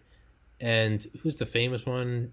Schultz, the guy that has the famous story, the ground speed check guy. He wrote a book called Sled Driver. It's like a one-day read. It's great. But he talks about, going 3.3 and then like a missile being shot at it. He's like, so I gave it some more juice and she performed spectacularly, the numbers that I didn't think were possible. But he doesn't say the numbers. It makes you think like, well, is it capable of going to such a speed that it destroys itself? Is it that fast where it's like, hey, there is no limit. Like it will kill it. It's like the ultimate. It follows the orders. It will go until death. Like, or is it fully committed? Right. Or still unclassified speeds. It says they report that it travels at Mach 3 plus. Yeah. Right. So 3 times the sound barrier. Yeah. And then some. Yeah. So what is the plus? Yeah. Is it Mach 4? Is it Mach 7? Who knows? Dude, who knows? Yeah, I got no clue. It's weird. The only ones I ever saw, I saw one on display at George Air Force Base in Southern California in the early 90s before they closed down George, or it might have been the late 80s. And then I've only seen them on static display since then. So I don't know. Yeah, I know it's one of the coolest looking planes, and I think to myself, well, why did we shut that program down? Because if it could outrun anything fired at it, it could fly at crazy altitudes. right, and have such precision and reconnaissance photography on it and stuff, why get rid of it? Yeah. And then I go, well, it's because we got satellites. Yeah. They can do the same thing, and it doesn't matter if there's clouds in the way or not. Yeah. You know what I mean? Yeah. The sensors that we have now just far surpass that. So why spend all that money on it when you can put up a geospatial satellite where it stays in geospatial orbit, same spot over the Earth as it returns, and have 24-hour coverage? Yeah. Then you don't need that plane. Yeah. But I talked about this yesterday with a friend. We talked about that. Like, why did we stop using it? But it seems like there's always something that a plane can do that a satellite can't. Like, you can predict, we knew when the Russian satellites were over Area 51. Like, we knew to pull from Annie Jacobson's Area 51.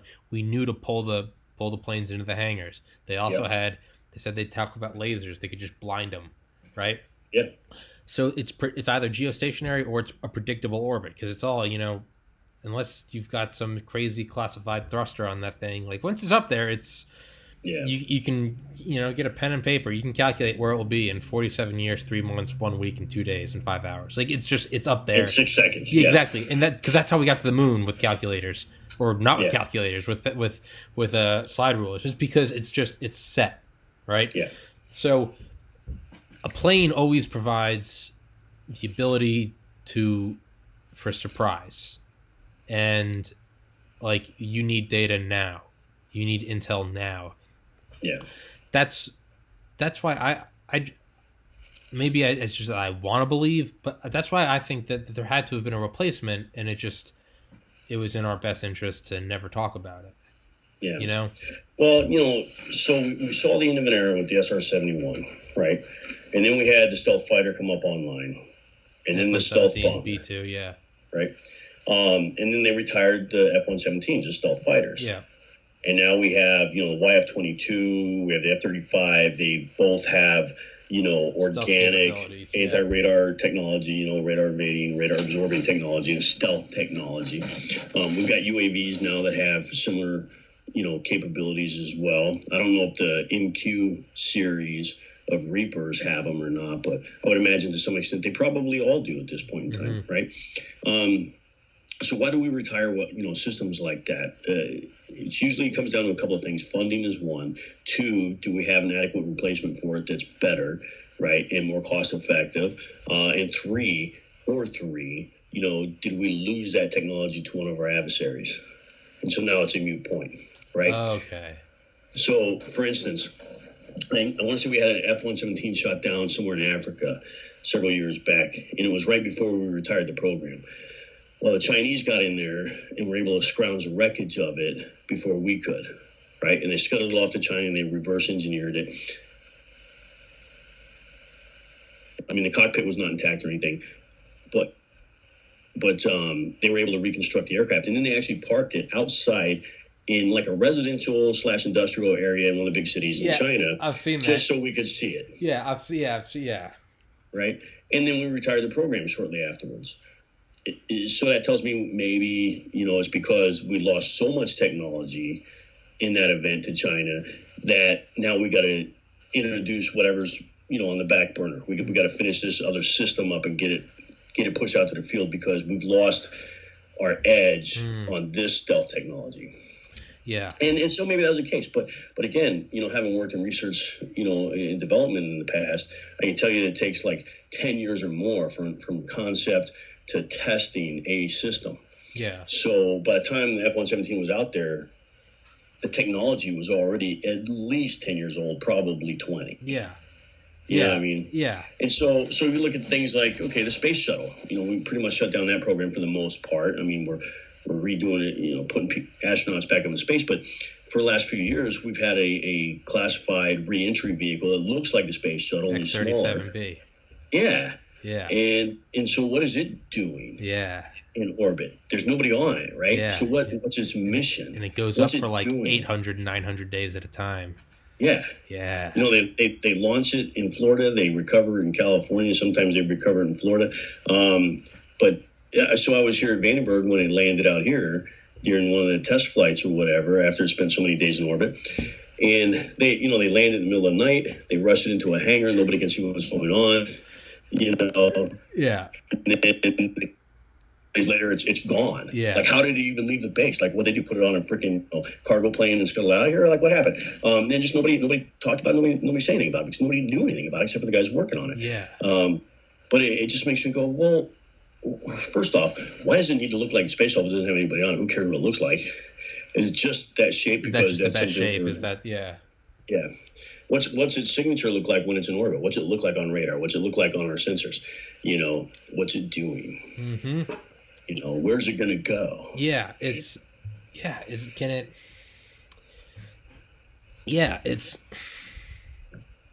that. I mean, that would be the ultimate. That's the ultimate trump card, though, is an SSTO, a single stage to orbit plane, right? You don't got to launch it on a missile, and it's if you can just take off from an airbase, get into orbit, come back down. That's yeah. I mean, then you're big dick swinging, right? It's because there's so much involved. Otherwise, stages, launching, recovery. That would be the ultimate thing. Now, what do you think about what was I going to say? So the SR-71 had the D-21 drone, the tag board, and Ben Rich's Skunk Works. It's one of the chapters, I forget where, but I remember listening to it. And I remember pausing and being like, "What the fuck?" But he talked about said tag board could go above 100,000 feet, and he talked about it going Mach 4. I'd never heard those numbers anywhere else. But here it is from Ben Rich, from the master's mouth himself. Yeah. And that was what, in the 70s, 60s, 70s, 80s, and we were using that to launch over. I mean, we never could get it down pat, but we were using that to launch over China, check out their nuclear facilities. And that was a drone. Yeah. So so that makes me think that we stopped doing it, we stopped using it, but that makes me think that the next generation was just solely that. Like, is that the SR-72? Did we figure something out? Did the D-21 get another step up in technology? And did we get onto hypersonics in and we retired the SR-71? Did we finally did Moore's law finally, go forward enough, and could we control this thing? And we didn't have to do some janky, like, shoot it into the ocean and go recover it. Could this thing turn around and land? That's what I think we went, because I just don't see the Air Force ever getting rid of, like, the plane or the aircraft ability. Like, satellites are great, but, like, I feel like you always, again, in all of my wisdom, I feel like you always want something that can just unpredictable. It can take off from an airbase and just either it's stealth or either it's going so fast it doesn't matter if it's stealth. But this fucker streaks over at Mach 5 and gets some imagery that from a path that isn't predetermined. It's not geostationary. Well, for a long time, a lot of people thought that DARPA had developed the Aurora to take place, maybe of the SR-71 and that fly-it-over pattern, But it wasn't really until, like, 2016 that they really started talking about, the science behind the Aurora and stuff. And I think in 2016, I think they were funding it somewhere in the neighborhood of, like, $85 to $90 million for that program. Yeah. You know what I mean? But again, nobody's really seen it. Yeah. Nobody talks about it, right? So they're talking about this, high flying, supersonic, maybe goes in the atmosphere or out of the atmosphere and back in. Who knows? How far can it fly? How long can it stay up? What are its sensors and capabilities? And I read that stuff and I think sometimes that's all fascinating. Did we create a jet that goes faster than the SR-71, flies higher, goes into outer space, comes back down, does collections and stuff, completely unseen by radar or whatever, just a complete, ghost. Yeah. Right? And nobody ever sees it land or take off, or nobody takes photographs of it landing and taking off. So where is it coming from? Where's it going? Right? Or is this a Project Blue Book thing? Yeah. Where, under Project Blue Book, I'm sure you're aware, right? The whole alien conspiracy and Roswell stuff comes into play. Yeah. And the government dedicates, investigators to ferret out the truth in it and all that stuff. And they have all these classified documents that the government's producing on it, which really gave two groups of people something to focus on, right? One were the conspiracy theorists and alien nuts, right? And two was foreign governments like Russia. Yeah. You know what I mean? Yeah. So, is the Aurora another one of those red herrings that's dangled out there to keep the focus on something that may or may not exist, to not focus while we have something totally different in the works? Yeah. I mean, that's not unheard of. It's not unthinkable. It's I don't know. Well, so what do you take on Lockheed Martin's announcement in November 2013 that they're going to begin development on the SR-72? They openly said it's an aviation week, or they said it would go twice the speed of, and they said it would be unmanned, and it would have strike capabilities as well as reconnaissance. So again, we're talking about, is this the next leap in technology, and is this where we're really going, or is it something to maybe push our adversaries into dumping funding into trying to understand, while we bleed them out on the financial end and we develop technology somewhere else? I mean, it's half a dozen, 1/6 in the other. I don't know. Yeah. But I tend to think that a lot of times when companies come out in the open like that and say, hey, we're developing this. Okay, they probably are developing it. You know what I mean? And they probably finally got the approval to announce it. It's probably been in development for, again, like 10 years or more, right? It has probably been in development since the first time they fielded the SR-71. Hey, let's start on the SR-72. Yeah, absolutely. Absolutely, yeah. So, but then I go, why? Why do we need that platform, right? I mean, we already have the ability to push into a country of interest and use, the drones that we have, and use the technology we have to, jam their radar, fly in drones, take out their anti-aircraft, take out their major facilities. In comes the bombers, you know what I mean? And let's just hammer the crap out of the ground space and decimate them, so that when the Army and Marine Corps comes in, they're on cleanup missions, from that point on, right? I mean, it's kind of, modern warfare really is kind of that. And we saw that in the first Gulf War, right? We're going to go on, we're going to bomb the crap out of the place, and then we're going to send in the ground forces to kind of police everything up, right? And that's kind of been the joint doctrine in a nutshell ever since. But now we're taking it up, to the ultimate high ground of space. So the question becomes, okay, do we need an aircraft now that can be an air breather and go fly super fast and strike? Or do we need better situational awareness, okay, and be able to take over or disrupt the command and control modes of our adversaries in space while we set up our initial strike to soften, the battle space, and then move our forces in to do the rebuild? It's just going to be very interesting how that plays out. It all comes down to money, though, right? Because Congress has to fund all of this stuff. Yeah. So Congress has to approve it. The Air Force did not really ask for an increase in their budget for 2021 over what they asked for in 2020. And the Department of Defense this year, diverted, I think it was in the neighborhood of close to $4 billion or something like that to the wall on the border. So the Department of Defense as a whole kind of passed around the hat and said, hey, can we put money into this for Homeland Security or whatever, and let's fund it. And so not seeing huge hikes in the defense industry over the next 2 years in their budget requests makes me think, okay, where's the money really going to go? Are they really developing this, SR-72, or are we continuing on fine-tuning the systems that we already have in play? Now, the Air Force was the one this year really that didn't really ask for much more money. But then it also makes sense that they didn't, because the Air Force has its mission, and now the Space Force has a separate mission. Yes. Right? So any extra money I think going to DOD is probably going to be going to stand up in the Space Force anyways. Yeah, alleviating the workload, Yeah, and so even though the Air Force has kind of the hierarchy oversight for, U.S. Space Force, just like the Navy does over the Marine Corps, they have their separate budgets, and they have their separate focus, right? So if the Air Force is now making this transition kind of away from the space and focusing really back on, air-breathing platforms and things like that, and Space Force is going to handle, satellites and ICBM stuff or whatever, then it makes sense that the Air Force isn't asking for more money if they're not looking for that next leap in technology for their airframe platforms, right? So will the SR-72 get awarded a contract and take off and be utilized? Or will Congress come in and go, no, you got the 35, You got the YF-22, you got MQ-9 Reapers, the next generation of that. We've got the next generation of F-15s and F-16s.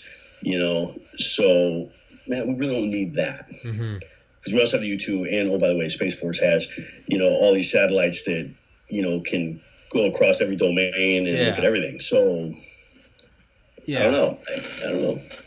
Like, why? I guess my question is, why do we need it? I think it's a novel concept. I think it'd be great to have just be the guys who go, yeah, we got a plane that could go Mach 6, 7, 8. Yeah. With nobody on it. Yeah. So go ahead and shoot it down, because all you're going to do is cause, some microchip to go die for its country instead of a human being. Cool. Yeah, I'm good with that too. Yeah.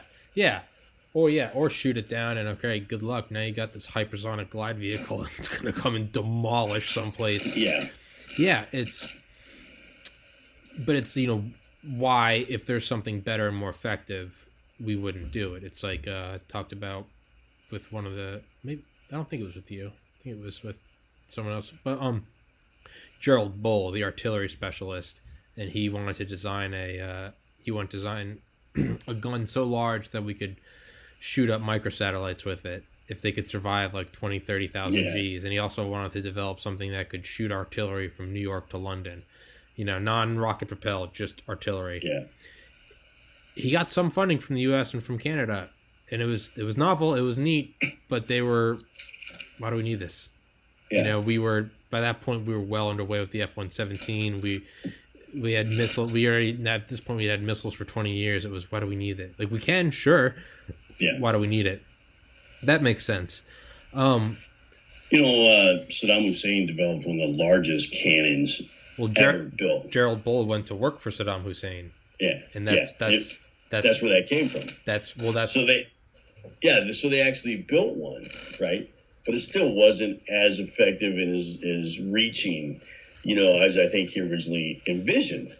And he's obviously, as an entrepreneur, right, capitalist. Like, all right, fine, I'll sell to somebody who will pay me. Yeah. For it, Cool. Well, that's what he did, because Saddam wanted one pointing east and one pointing west. And there's a Frontline documentary about it. And who's within Saddam's reach but Israel?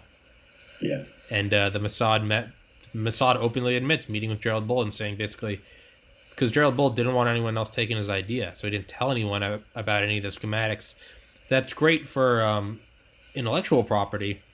That's also perfect if you're an intelligence agency and he goes, oh, that's the only guy that knows how it works? Now our targets are down to one, Yeah. This guy doesn't have backups. He doesn't want anyone else to know. Oh, this is perfect. And so, Mossad met with him and basically said, go home, live a long life. He said he's going to do this thing, and so he was shot 5 times in the back with a silencer outside of his apartment door by a Mossad hit team. So but there's an example of, novel idea, neat, cool, sure. Everyone likes a big naval battleship that can shoot a shell 47 miles. Yeah, why wouldn't you want a gun that could shoot something 5,000? Sure, it's cool, but there's a reason why we phased out the battleship. It's no longer the most effective or the most efficient. And we're not about, who has the coolest. It's how can we get the sharpest teeth with the money we have. Yeah. So, yeah. What do you... And when it comes to precision, I mean, I've seen what we can do as a military force when it comes to precision, especially precision airstrikes. Our lethality in our target acquisition and tracking our targets and being able to minimize collateral effects of hitting a target is just light years ahead of where it was 10 years ago. Really? Oh yeah. I mean, 20 years ago, 30 years ago, when we were engaged in the first Gulf War, we still had special ops forces on the ground with a big bulky laser pointing at a target, so that the laser guided ammunition could pick up the reflection and hone in on it. Yeah. We went from that to using GPS guided munitions, where Saddam Hussein had purchased a whole bunch of GPS jammers from Russia, and put them up all over his country. And the U.S. looked at that and we figured out, okay, yeah, they're jamming, but how can we use that jamming signal as a homing beacon, and let's take them all out overnight? You know what I mean? Yeah. So it's like somebody shines a flashlight in my face in my backyard in the middle of the night. That's where I'm shooting. Okay, well, I'll shoot the flashlight. Yeah. Right? Yeah. So whatever. It's the same kind of concept, you know. I mean, that's just where warfare is going. Yeah. And it's even more, I think, impactful when we talk about high energy based weapon systems, right? Like lasers. You know, that stuff, man, when I was growing up, dude, that laser technology and talking face to face over a network like you and I are doing right now was all science fiction. Yeah. It was all science fiction. Yeah. You know, it was all Buck Rogers stuff Yeah. or whatever, you know, and now it's a reality. Yeah. It really is a reality. So I think warfare is going to radically change over the next decade, especially with the U.S. putting so much emphasis on the need to protect and defend and exploit space-based assets and things of that nature. So we're taking Ronald Reagan era Star Wars concepts and really just pushing the boundaries on them to where they're at today, you know. But I think modern warfare will morph into this. It's going to be space and cyber probably initiating a major conflict, you know, using that at the onset to kind of set the stage for conventional warfare to take place. Yeah. If we can cripple our adversaries' command and control, right, and protect our navigation and command and control in space, then it's going to be easy then to take them out. Yeah. When we're talking about fighting large-scale war, you know, large-scale conflict with a modern country. Yeah. Yeah. What do you think? Hold on. I already put down some stuff. So I talked about this yesterday with a friend, and it's actually, no, I'll save that one for later because that one's a little more conspiracy-ish. We'll save that bullshit for later. So not bullshit. What do you? I don't know what you can talk about, or even if. Well, I guess whatever is not classified. What all do you know? What do you think about the B-21 Raider, the replacement to the B-2? Why are we replacing it? Because it seems like it's unstoppable, just like airborne reaper of death.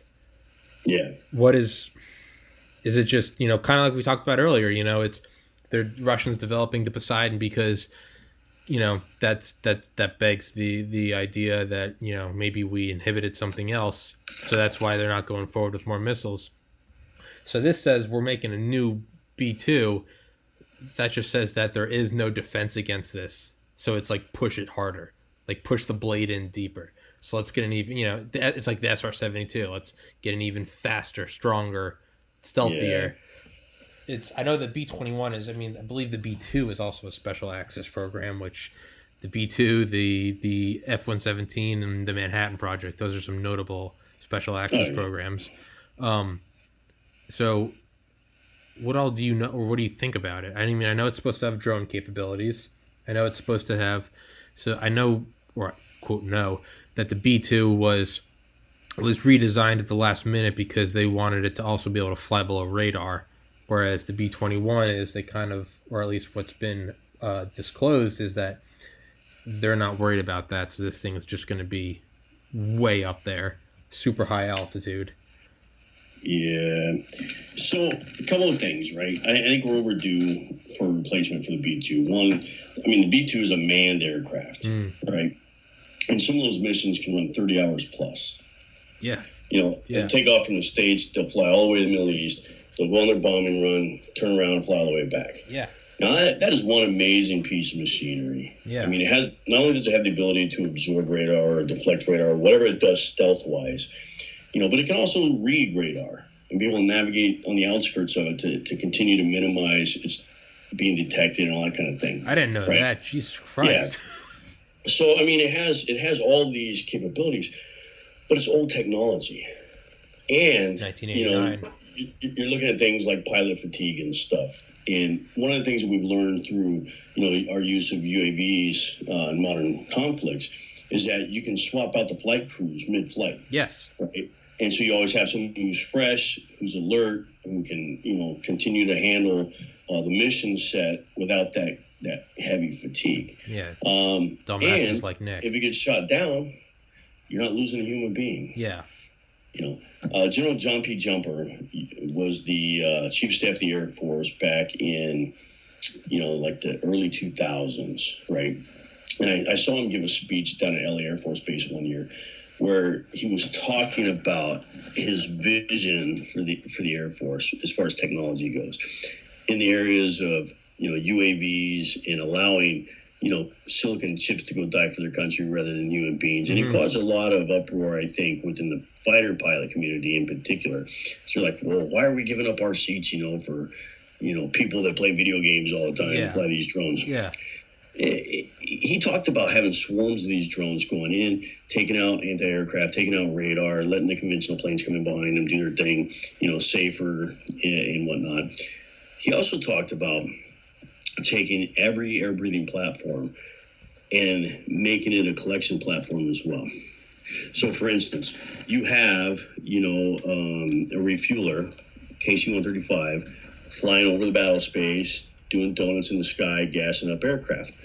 Why not put some sensors on that bird and let it collect intelligence and then push it to a ground station where analysts can sift through it and make sense of it, right? So we're getting there. Yeah. We're getting to that point. But, if he was talking about this stuff in the early 2000s. Yeah. Well, yeah. We're there now. Well, that's what they said the B-21 is going to be. Is it's also going to serve as an airborne hub or a node for it can be. Yeah, it's literally it's basically the metaphorical metaphorical guy up there with binoculars, just looking around like this is here, this is there, this is here, this is there. Yeah. And not only that, it can be a drone. So, the Air Force literally developed drugs just for B-2 pilots. I think so they have like a French name. It's like ergoic, but it means wakefulness. Stuff like adrafinil, modafinil, armodafinil. Yeah, we call them uppers and downers, right? Yeah, go pills and then no go pills. So the no go pills is like, okay, they're going to get Ambien when they land. Yeah. So they can go to sleep and get a full rest, before going back on crew duty or whatever, flight duty. But that's got to wear you out, man. Yeah. If you're taking basically like concentrated caffeine to keep you awake, it's like super no dose, right? Yeah. And then you fly 36 hours and you come back, right? And you're like, God, I'm so tired, but I'm so wired. Yeah. I can't sleep. Okay, here's some Ambien and you rack out. What does that do to the human body over time? What does that do to the psyche? What does that do to the decision-making processes of that pilot who is going to be doing, 6, 8, 10 missions maybe in a month or less, or more. Yeah. It just depends, right? So that's why I think, having that UAV or that remote capability, that drone capability, and being able to swap out flight crews is good, for mission continuity and everything else. But I think we're going to eventually get to a point where AI is going to play such a huge factor. We're going back to the AI thing, right? The artificial intelligence thing, where AI will play such a major role that we may not need pilots for the majority of those missions or for the bulk of that mission, right? So let's say we're talking about like a 30-hour mission where we're over the battle space for maybe 30 minutes. Yeah. So maybe 30 minutes on either side of that, we actually need a pilot to take control and do his thing. And then it goes back on autopilot and returns back to home station for refuel and re-equip, right? Yeah. And artificial intelligence gets it there and back. And now we just have somebody making the critical decision of, do I terminate that life or not, that I'm seeing on the sensors, down below that we say, okay, yeah, take that guy out or not. Yeah. Right? So I think we're going to see some leaps in technology as well, moving in that direction, just to increase lethality and efficiency and reduce things like fatigue and all that kind of stuff. So yeah, it seems like, so obviously there's the drone capabilities. You could also just stay up there longer, Yeah. But it's also if you had a B-21 and it's got, let's just say it's got 20 laser guided munitions and it's up there doing loiter at God knows what altitude over country of interest A, not only can it go up there and like loiter, but if it's got like the armaments it needs, and let's say in one mission it only takes out one of the guys it needs, like why not send up, because we're developing right now a drone refueler, why not send up a refueler it picks up and then it just stays, why not keep it in a sort of like hawk mode for 1 day, 3 days, 3 weeks. Like, if it's still fueled and you only got to have the pilot just to, literally, like you said, just, okay, we're at a, basically like red zone. Like, okay, we need you right here. Why not keep it up there for, 100 hours, 200 hours, 1,000 hours? Like, there's no reason not to. You would have, you literally have just floating, just bombs, just waiting. And there he is. There he is. Yeah. Get him. Yeah. You don't have in orbit. Yeah. A persistent presence in orbit over the battlefield. Yes. Right? So, like geostationary satellites versus the SR-71. Yeah. It's. I mean, when we're flying like close air patrol right now over troops on the ground, right? We're flying in, say, a 5 or 10 mile radius, doing donuts over those guys. So we'll have a couple of fighters doing air support. Hey, maybe these guys just need on the ground. They've been at it for like 2 days and they need 6 hours to sleep, right? Cool. So we'll provide overwatch for them. We'll fly in. We'll fly donuts over them for however many hours they need to sleep or whatever. And then we'll pull off on station and another crew will come on and pick up the job. But there's always a gap, almost always a gap in service. And again, you have a finite amount of resources. You got a finite amount of aircraft, finite amount of fuel, finite amount of flight hours available for that particular pilot or this particular pilot based on crew rest and everything else. And there's a lot of things that factor into it. But at the end of the day, what I'm getting at is if you have a special ops team on the ground, say in northern Iraq, right, and they've been in contact for the last couple of days, and now they need some sleep, and then they're sleeping, and so these guys go and fly donuts over and watch them, and then they bail out because these guys are awake now and they're getting ready to move on to their next objective. They might hit an ambush in 10 minutes after they start movement, right, and not have any close air support overhead to be able to fall in. Or it might take 20 minutes for the next jet to get there, because of the flight paths or whatever. Or, you might have a small amount of troops in contact, but there's a bigger operation that's drawing resources to the other side of the country. So having a UAV up overhead really helps extend, the life expectancy, first of all, the guys on the ground, plus our situational awareness of what's happening, which is why we use a lot of, predators and stuff too. We put, or Reapers, MQ-9 Reapers, or we put the Predators up where we can have more longevity, more loiter time over the target, and be able to communicate with the guys on the ground, and in some cases deliver weapon systems with a precision strike if necessary. And I think, this new stealth bomber may extend those capabilities. The other problem that we see sometimes on the battlefield, in especially really remote areas where there's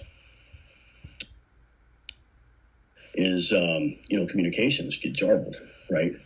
So if weather's interfering with satellite communications, maybe those long haul comms aren't working for those teams that are out there in the field that really need to either call in, evac, egress, air support, resupply, whatever.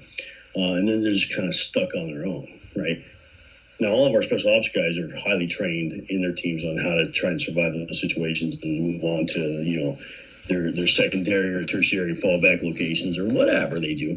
But it is kind of nice to be able to get on the horn and say, hey, I've been stuck out here for 2 days fighting and we're out of ammo and food and I need an airdrop. Can you bring us some stuff? And we go, yeah, dude, it's on station. It'll be there in 10 minutes, right? Or however long it takes. So one of the things that General Jumper talked about when he was saying, let's give all air breathers an intelligence type platform. Part of that was the ability to act as like a repeater, like a radio tower. So now if we've got an airplane up over the battlefield and it's doing donuts and it's refueling guys, well, now that's acting as a node on a comm network that can take a signal and send it back to someplace else, right?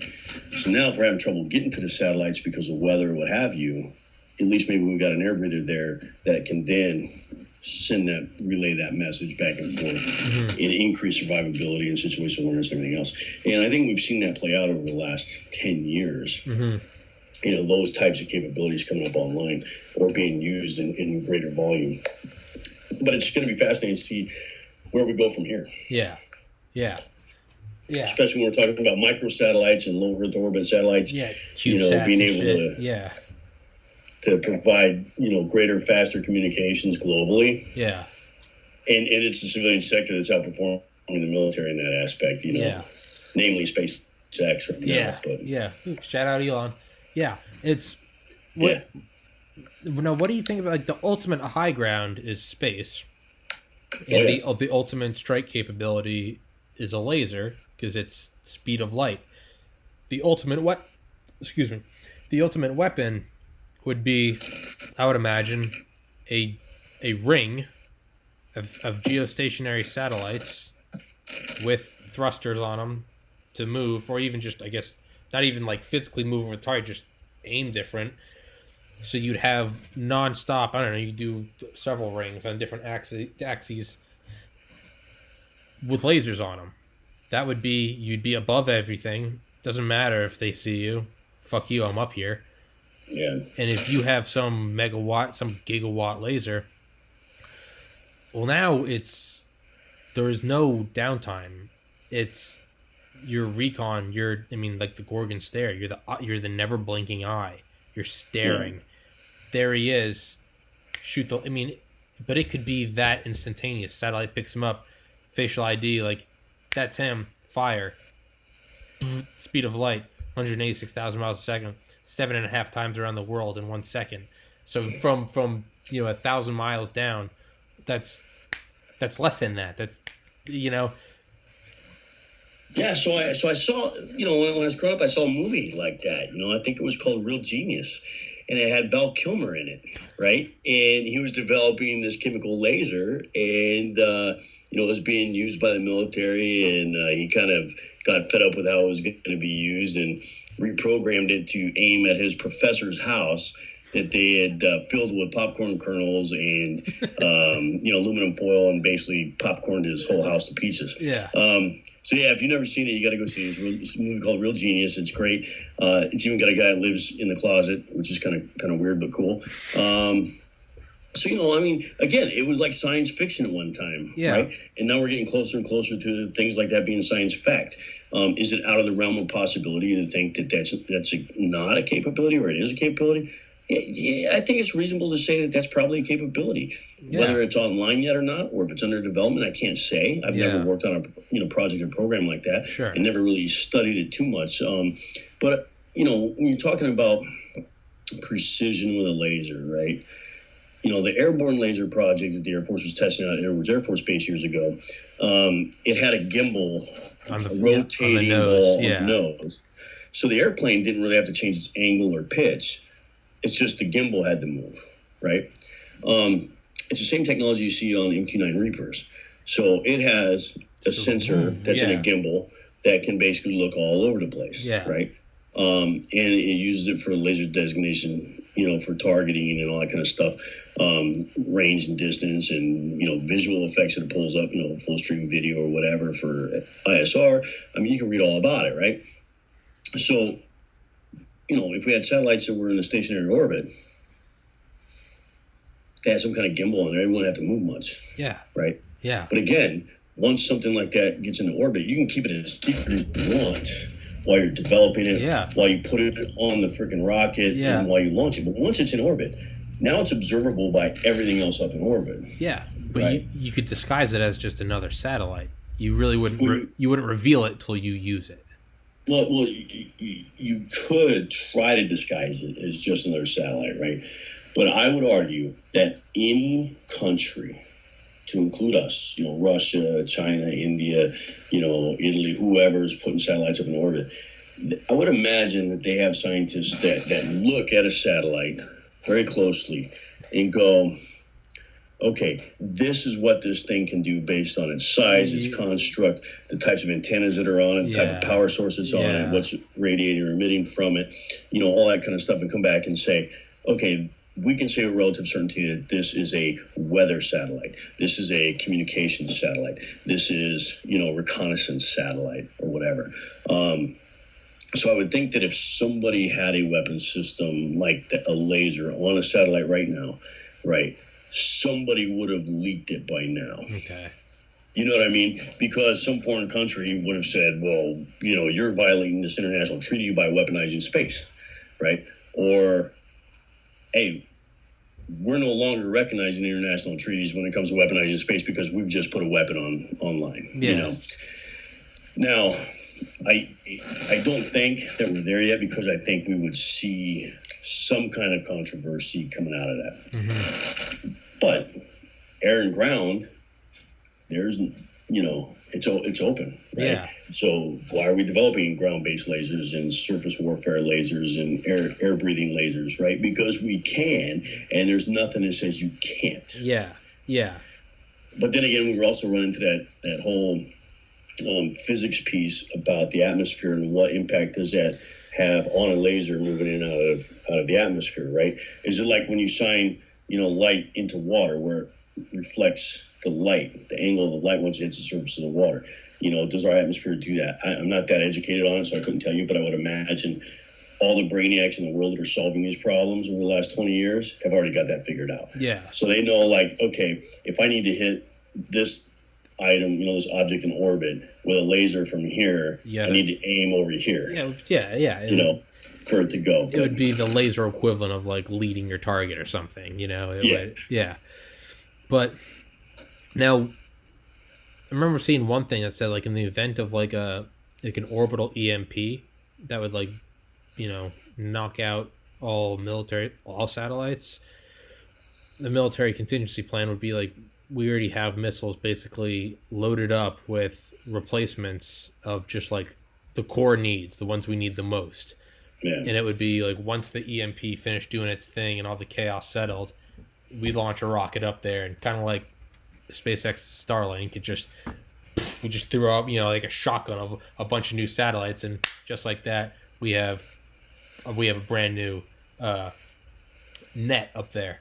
So do you think that could be possible with laser satellites? Like, don't even put them up there for anyone to observe, but in the event shit goes down, we can have them up in orbit, and we could have basically a ring of death within 90 minutes. That's an interesting concept too. I think we're a little far out from that as well, because I've seen the acquisition process and the launch process for just commercial satellites. Okay, just to get a rocket on a launch pad ready to go takes several days, if not weeks, right? And it could take months or years of development to get a satellite, ready to go, right? Vandenberg, I think a couple of years ago, we had one of the most robust launch schedules where they were kicking off a rocket, or satellite into orbit every, I want to say it was between 28 and 36 days, right? So they were having launch after launch after launch. But at the same time, SpaceX was doing things like landing the booster back on the base so they could retrofit it for another rocket and have it ready to go 7 days later, right? At times they were catching them on a floating barge out in the Pacific and then bringing them back by ocean, But it takes a lot just to prepare a launch pad for a launch. I highly doubt that we're anywhere near a point in time where we have a stockpile of like these replacement satellites sitting on a shelf ready to go. It's more of a we're going to put it in orbit on demand, right? Yeah. So as we come to the end of a life cycle for a particular system, the next generation is being developed and it's ready to replace it as that old system comes offline. If we were to say build, 100 or 1,000 or even just 5 satellites to replace, say, a GPS constellation, a small part of the GPS constellation, and we just warehouse them. By the time there was an EMP that took everything out up in orbit, and we send these things back up there, they would be so far behind technology-wise what our devices use that it would almost be pointless. It'd be a waste of money to do it, right? It'd be like, hey, I'm going to go get a carburetor for a 1950s Ford pickup truck, and I'm going to store that in my garage because I got a 1950s Ford pickup truck. It's 1950, right? Now you got a Tesla. 1995, right? When I'm driving a Toyota Tacoma, and now we have an EMP go off, or my carburetor takes a dump, and now all I have is this old Ford carburetor. Yeah. Like, it won't work. Yeah. Not only that, you have a Model X, you have a Tesla, and it's like, what the fuck is this? Like, yeah. I would. So, I mean, it's kind of a nice fantasy, if you will. Yeah. But I think that's all it is a fantasy. Yeah. So. Yeah, I could definitely see that. But in the case of like establishing or reestablishing like a military node up there in the event of everything being wiped out, in that event, anything would be better than nothing. Yeah, for So sure. even if you threw up a 1990s one, when there's nothing up there, Yeah. anything is still the cutting edge, you know? Yeah, well, provided, that we could utilize it here on this rock. Sure, right? sure. And, maybe there's some backups in consideration. Things like, the SR-72, the new stealth bomber, right? Maybe those are designed to maybe withstand an EMP, and then maybe take over some of those responsibilities the satellites would normally have as far as ISR capabilities and things of that nature. I mean, that's a possibility too. I can tell you one thing that the military does well is they build redundant systems. I don't know how well the commercial industry builds redundant systems. I just don't, because I've not been in the civilian industry, when it comes to space, but or any weapons. But we have a saying in the military, right? 2 is 1, 1 is none. Yeah. Right? Yeah. And what that means is if you've got one piece of equipment you rely on, you can guarantee it'll break. Yeah. And it'll be worthless and you can't do what you need to do. If you have two pieces, okay, then if one goes down, you can scrounge parts off and keep the other one running. Yeah. Yeah. Yeah. What you were saying about one, I guess EMP protected. Yeah, I mean, we know we don't know how, but we know Air Force One. Well, I guess Faraday cage. We know Air Force One is protected against that, and the E-4B Night Watch are both protected against EMP blasts. For missiles, how long it takes to get out to a launch pad, but that doesn't take into account something like nuclear missile silos, where it's turned Titan 2. It's turned the key, within 60 seconds, let her fucking rip. So if we're talking about, nuclear weapons, but what if we've got those in the hall all the time ready to go. Yeah. Well, what if you had some old GPS type thing, even if it's 1990? What if you had that on an old 1960 Titan 2? And it's, if all else fails, turn the keys on this puppy, and we'll have some sort of something up there. That's interesting. I never heard of that as a contingency plan. It sounds like it makes sense. Like you'd want if everything goes down, if all my high-tech Reaper cameras go down, at the very least, I want to be able to. Can we get a drone with a home cassette camera? Shitty, but it's better than nothing. If everything's down, you're okay. I would think that if we're going to have something big enough to create a pinch in space that takes out all the electronics up there in orbit, right? An EMP that is able to do that. We're really talking about like a nuclear yield, nuclear explosion. Yeah. Okay. I think if that happens, the immediate reaction and response is going to be, okay, was that intentional and where did it come from? Because now we're going to take you out. Right. Yeah. So rather than retrofitting our ICBMs up in the northern tier with satellites, I would imagine they'd be used as intended as a response. Yeah. You know what I mean? And then, coming in after that and starting to rebuild. But I think the urgency of survival of our countrymen and stuff is going to be so much higher on the priority list than reestablishing a GPS constellation. Yeah. That will be the immediate focus, and it's still going to take time for us to regenerate and get stuff back in orbit. But a big enough EMP up there, scientists still are only speculating what kind of damage that can do. Yeah. But it is part of the nuclear strategy as far as the implementation of nuclear weapons. What can you do? Well, you can hit the surface. You can have, a deep Earth explosion. You can have an on-Earth explosion. You can have an air burst explosion. You can have a high-altitude explosion. You can have an in-orbit explosion, right, to create all these different effects. But nobody really knows, probably until somebody does it, like really how far that reaches, those effects. So it'd be interesting to see. But again, that's something that I know, our government has thought about ever since Cold War era, and our first comm satellites being put up in orbit. How do we protect them? And again, I go back to the establishment of the U.S. Space Force. That is our elected officials finally acknowledging that this is a domain that requires funding and protection. You know what I mean?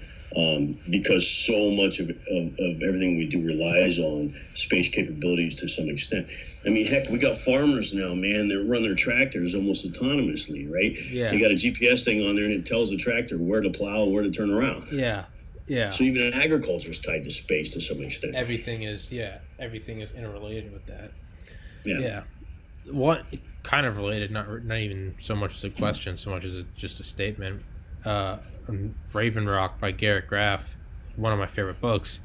They talk about one of the redundancy programs for launching nukes is there's like a 5-mile long antenna that will basically be slowly unfurled from a jet, and it will do donuts, and it will create this huge ring, and that will be, I think, for like extremely low frequency like relays. But the other was to have an ICBM outfitted with like an encrypted radio signal, and it was, let's say we can't get the go code out to all the silos.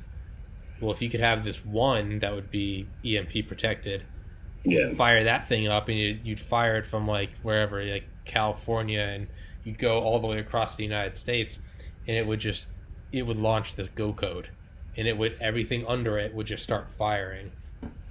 So yeah, it seems like there's some, it's somewhat taken into account, but yeah, I don't know. I didn't think about that, what you said. Like, sure, like that's a possibility, but like what caused the EMP? It would have to be that big to necessitate the backups that I'm hypothesizing.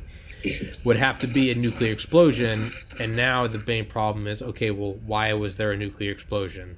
Yeah. And that goes, I mean, now we're back to, Truman, Eisenhower era. Did you launch something? Goodbye. Like, we're raining down thermonuclear death. So it kind of negates that. Unless somebody puts a nuclear weapon in orbit, right? Starfish Prime. Under the guise of it being a satellite. Oh, okay. Right? We're going to detect a launch. Yeah. I mean, that's going to happen. Yeah. I mean, our satellites we have a satellite program just for missile plumes. Yeah. Well, not only that, I mean, our persistent ISR capabilities will tell us, when a system is coming online. When we look at pattern of life stuff, right? So if we see more activity at base X than we do at base Y, well, that means base X is doing something. Yeah. Let's put a closer eye on it. Cuban Missile Crisis type. Why are all these guys there? What are they moving? What are they? Yeah. Yeah. I mean, we have that. Everybody has that capability to look down and see what's going on at any given point in time, pretty much. I mean, it's almost full coverage now. 20 years ago, there was windows in time, like you'd mentioned before, where, okay, Area 51 could have these airplanes out, but now, okay, we got to bring them in because we've got a Russian or Chinese satellite cresting, the horizon that can see down here now. So we got to hide the stuff for now, and then we can put it back outside later. But until that goes away, we got to put our toys away. You know what I mean? Mm-hmm. But now it's gotten to the point where really those gaps are really small. Nowhere if they even exist anymore. Yeah. Pretty much everything's being looked at. Yeah. So, I think the response would be a lot faster to a giant EMP in space, because if it's not already up there, then we would see the launch and we'd be responding either with an intercept before it detonated, right? So trying to knock it out with a missile, right? Or it's too late and we need to just retaliate, So. Yeah, it makes you wonder, what is the X-37B doing? Is it retrofitting U.S. satellites? Is it going up and is it Oprah? You get a laser, you get a laser, you get a laser. Or is it going up and it's, I don't know, putting an EMP resistant chip in each of them if all else fail, because what would be better than having some Titan II missile retrofitted with 1990s GPS than to just have them up there already in a way that no one would know. Just, put those chips on every satellite. There's so much stuff going on in space right now. I mean, we have to protect our satellites from all kinds of, hazards before we can put them up there. Like the radiation alone in space, is so powerful. We got to protect satellites against that. You know, we had to protect our astronauts against that. That's why they took gold and the literally gold put a visors, film of gold over the visor, because that would stop radiation from the sun. You know, so I would think, and I don't know for sure, but I would think that they have some kind of EMP protection of some sort. You know, or at least a lot of the modern ones probably should. If they don't, you know, yeah, it'd be interesting to see what would happen if we did have a big EMP go off up there. You know, what all would it impact? You know, if it happens in the atmosphere, what all does it impact? If it happens outside the atmosphere, what all does it impact? Yeah. You know, so, but hopefully we never have to find out. Yeah. Yeah, hopefully, but yeah, I've always wondered, like, so like with Eisenhower's highway system, part of the thing was like every X number of miles there had to be like 5 miles that were straight, and it was so in the event of an invasion of the U.S. and we had to keep withdrawing, we could basically do scorched earth and destroy everything we have, or everything that we are now seceding to the enemy. But then what we could do is we could utilize these stretches of road to have instant air bases. Take out the median, take out the lights, instant air base, right? Yeah. I've always wondered, like, what other things are in plain sight, like not conspiracy shit, but just something like Eisenhower's system. Like, what other stuff is there? Like, you know, spaces? Have you heard of the Mars network, military auxiliary radio service? What? No. What the hell is that? Yeah, so I can't remember if it's Mars or Mars. The military auxiliary radio service is a consortium of ham radio operators, who have signed on to say, hey, if military command and control goes down, we will fill in the gap using shortwave radios to help you communicate commands in the interest of national security, right? And so, like, I have an uncle who's a ham operator who's part of that service. And every month he has to get online, come up on comms, do comm checks. He has to activate his repeater, make sure it's all working, tie in and communicate with all these other, ham radio operators across the U.S. So in the event our command and control goes down, the government can shift over to that civilian command and control network. Now, obviously, none of that stuff's going to be encrypted, but at least it gives them the ability to communicate rapidly over vast expanses of real estate, right? Yeah. So that's one of those things that's in place. Now, due to bureaucratic policy, we're seeing some of that go away. God damn it. So, for instance, the state of California is starting to remove public repeaters from the shortwave radio network around California. They're saying, well, we don't need it. We got cell phones, and we're putting in, 5G technology, fifth generation cellular technology, so everything's going to be faster, and it's going to be more reliable, and it's going to be there. Okay, well, Katrina showed us that, in the event of a national emergency, that.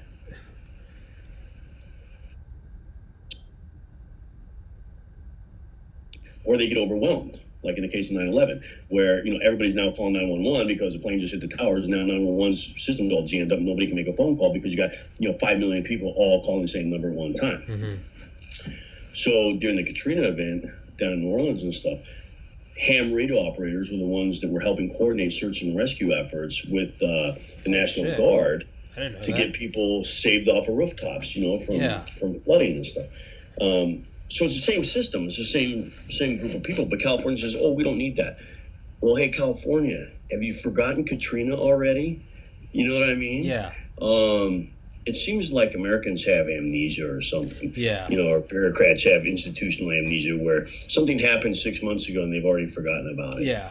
Yeah. No, it definitely does seem, Yeah, I've always thought about that, like, was it Emperor Hirohito? What was the famous Japanese quote? You would never invade the U.S. mainland because there'd be a rifle behind every blade of grass. Yeah. It seems like that's also, like, a pretty decent, like, kind of what we're going on, like, the ham radio. It seems like that's almost like a decent backup. Like, if all else fails, make it a guerrilla warfare that will make Vietnam and Afghanistan look friendly. Yeah. Literally, yeah. Let's not have rice farmers. Let's every single person is now, you know, now it's good luck. It's going to take Yeah. you're either going to nuke the mainland or you can't have it. It's Yeah. it's like, why again, like, why we nuked Japan. We saw what was going on in Iwo Jima and Okinawa, and it was like, are we really about to go just dump people into the meat grinder? Like, no, it's not going to work. Yeah. Let's not do that. Yeah. But it seems like, well, shit, that was such an effective thing that we had no choice but to nuke. Now, if you want to take over the U.S., you're not going to nuke because there's nothing to rule over. You're ruling over an irradiated wasteland with no infrastructure. For sure. So you want to take over. Mm-hmm. Well, God damn it, you're not going to take over if there's 300 million. Even if it's the first time they've ever shot a gun. That's now someone with a gun versus someone without. Yeah. It doesn't matter if their accuracy is shit. 100 pot shots, eventually you're going to hit one invading soldier. And now that goes into the psyche of all the invading soldiers. Like, okay, they suck, but, like, they might hit you. Like, that change versus just walking in, and just slaughtering. Yeah. Yeah. I don't know. That makes me always think about shit like that. So I think our country as a whole is a fairly resilient nation. You know what I mean? Yeah, we got problems with politics, and we got polarization of the two parties, and we got infighting amongst the states on, what regulations and laws, should be in place and which shouldn't. We see that with gun control laws right now in Virginia and other places. And we see pushback on it by Second Amendment rights people. And, that debate is going to be ongoing forever, I think. It just is. But I also tend to think that Americans as a whole, if our country were, say, invaded, like something you'd see in Red Dawn, Patrick Swayze, Helmsworth, you know what I mean? That's a good movie, yeah. Old ones. That, there would be a heavy resistance in this country because I don't think, Americans would just roll over and take it. Yeah. It's, and so things like ham radio operators, command and control functions like that, just armed citizens, I think Americans would rally, But the thing is, again, we go back to some bureaucracies where, like the state of California says, well, we don't need that because we got G5 network coming online. Oh, okay. And what happens when that network fails? Yeah. Where's your backup, man? Yeah. My uncle's a ham radio operator, like I said, and he's with the Military Auxiliary Radio Service, and he can queue up his ham radio in his hometown in Southern California and talk to guys living in England. Yeah. You know what I mean? Yeah. With a shortwave radio. Yeah. So having that capability locally, or even regionally, or even across the entire U.S. in a national emergency, I think is critical to recovery efforts and stuff like that. So I don't know, man. I don't know why some states want to take those things away. I don't know. Yeah, I don't fucking know. All right, I got two more questions. Yeah. I think I'm too tired to try to beat our record, but no, you're good. Man. I do have two more questions. Do you know what the Lockheed CL-1201 is? Not familiar with that. CL-1201. You said it's a CL-1201? CL-1201. Cool. It was a plan by the U.S. government where we contracted Lockheed in 1969. They said, what is the largest aircraft you could build with modern technology, modern materials? And there's some price point where it was like under $100 billion or something. And they came up with the Lockheed Martin CL-1201. It had a wingspan of 1,100 feet. It was powered by a 2 point something gigawatt reactor. It could stay airborne for 41. Nuclear powered transport. Yeah, it could stay airborne for 41 days. It had a crew of 845, and it carried 22 fighter jets that could be launched and recovered in air. And it was for a future where American air bases are shut down by revolting countries, and our aircraft carriers can't get inland. So we need an aircraft carrier that flies. Have you ever heard of that? So no, not until you mentioned it, and I just looked at it just now. It doesn't look like it ever came to fruition to where it was actually flown or no. It was just no. It was just the blueprints were drawn up. Yeah, but so no. I mean, I hadn't seen it, but I can guarantee you. Disney has, because we see something similar to that in the Avengers series. Oh yeah, right? yeah. Flying aircraft carrier. Right? Yeah, the helicarriers. Yeah. Well, like that, the CL-1201, it had 182 turbofans on it. Yeah, so it had VTOL because this thing was too big to take off. So, like the helicarrier, this thing could take off vertically. Yeah. Yeah. I mean, I think that'd be a fascinating concept, but, okay, so something like that. What kind of added technology would you need for that aircraft to actually survive any kind of threat? Yeah, right? They talked about how it would have to. If this was in 1969, DARPA was saying for it to survive, we'd have to have lasers on it, and it was. Oh yeah. Back then, it was like this. We're gonna need the whole nuclear reactor just to shoot the laser. Right. I mean, you're talking about a massive machine. Deterrent. Do you want to shoot this down over your country and have Chernobyl? No. Exactly. No, because you would have that, right? Exactly. And so you would have to fly. You would have to take off and stay out over the ocean or something, or over somebody else's country, right? But again, well, no, that's the deterrent. Fly it over the enemy country. Do you want to shoot this? Do you want to shoot this bitch down over your mainland?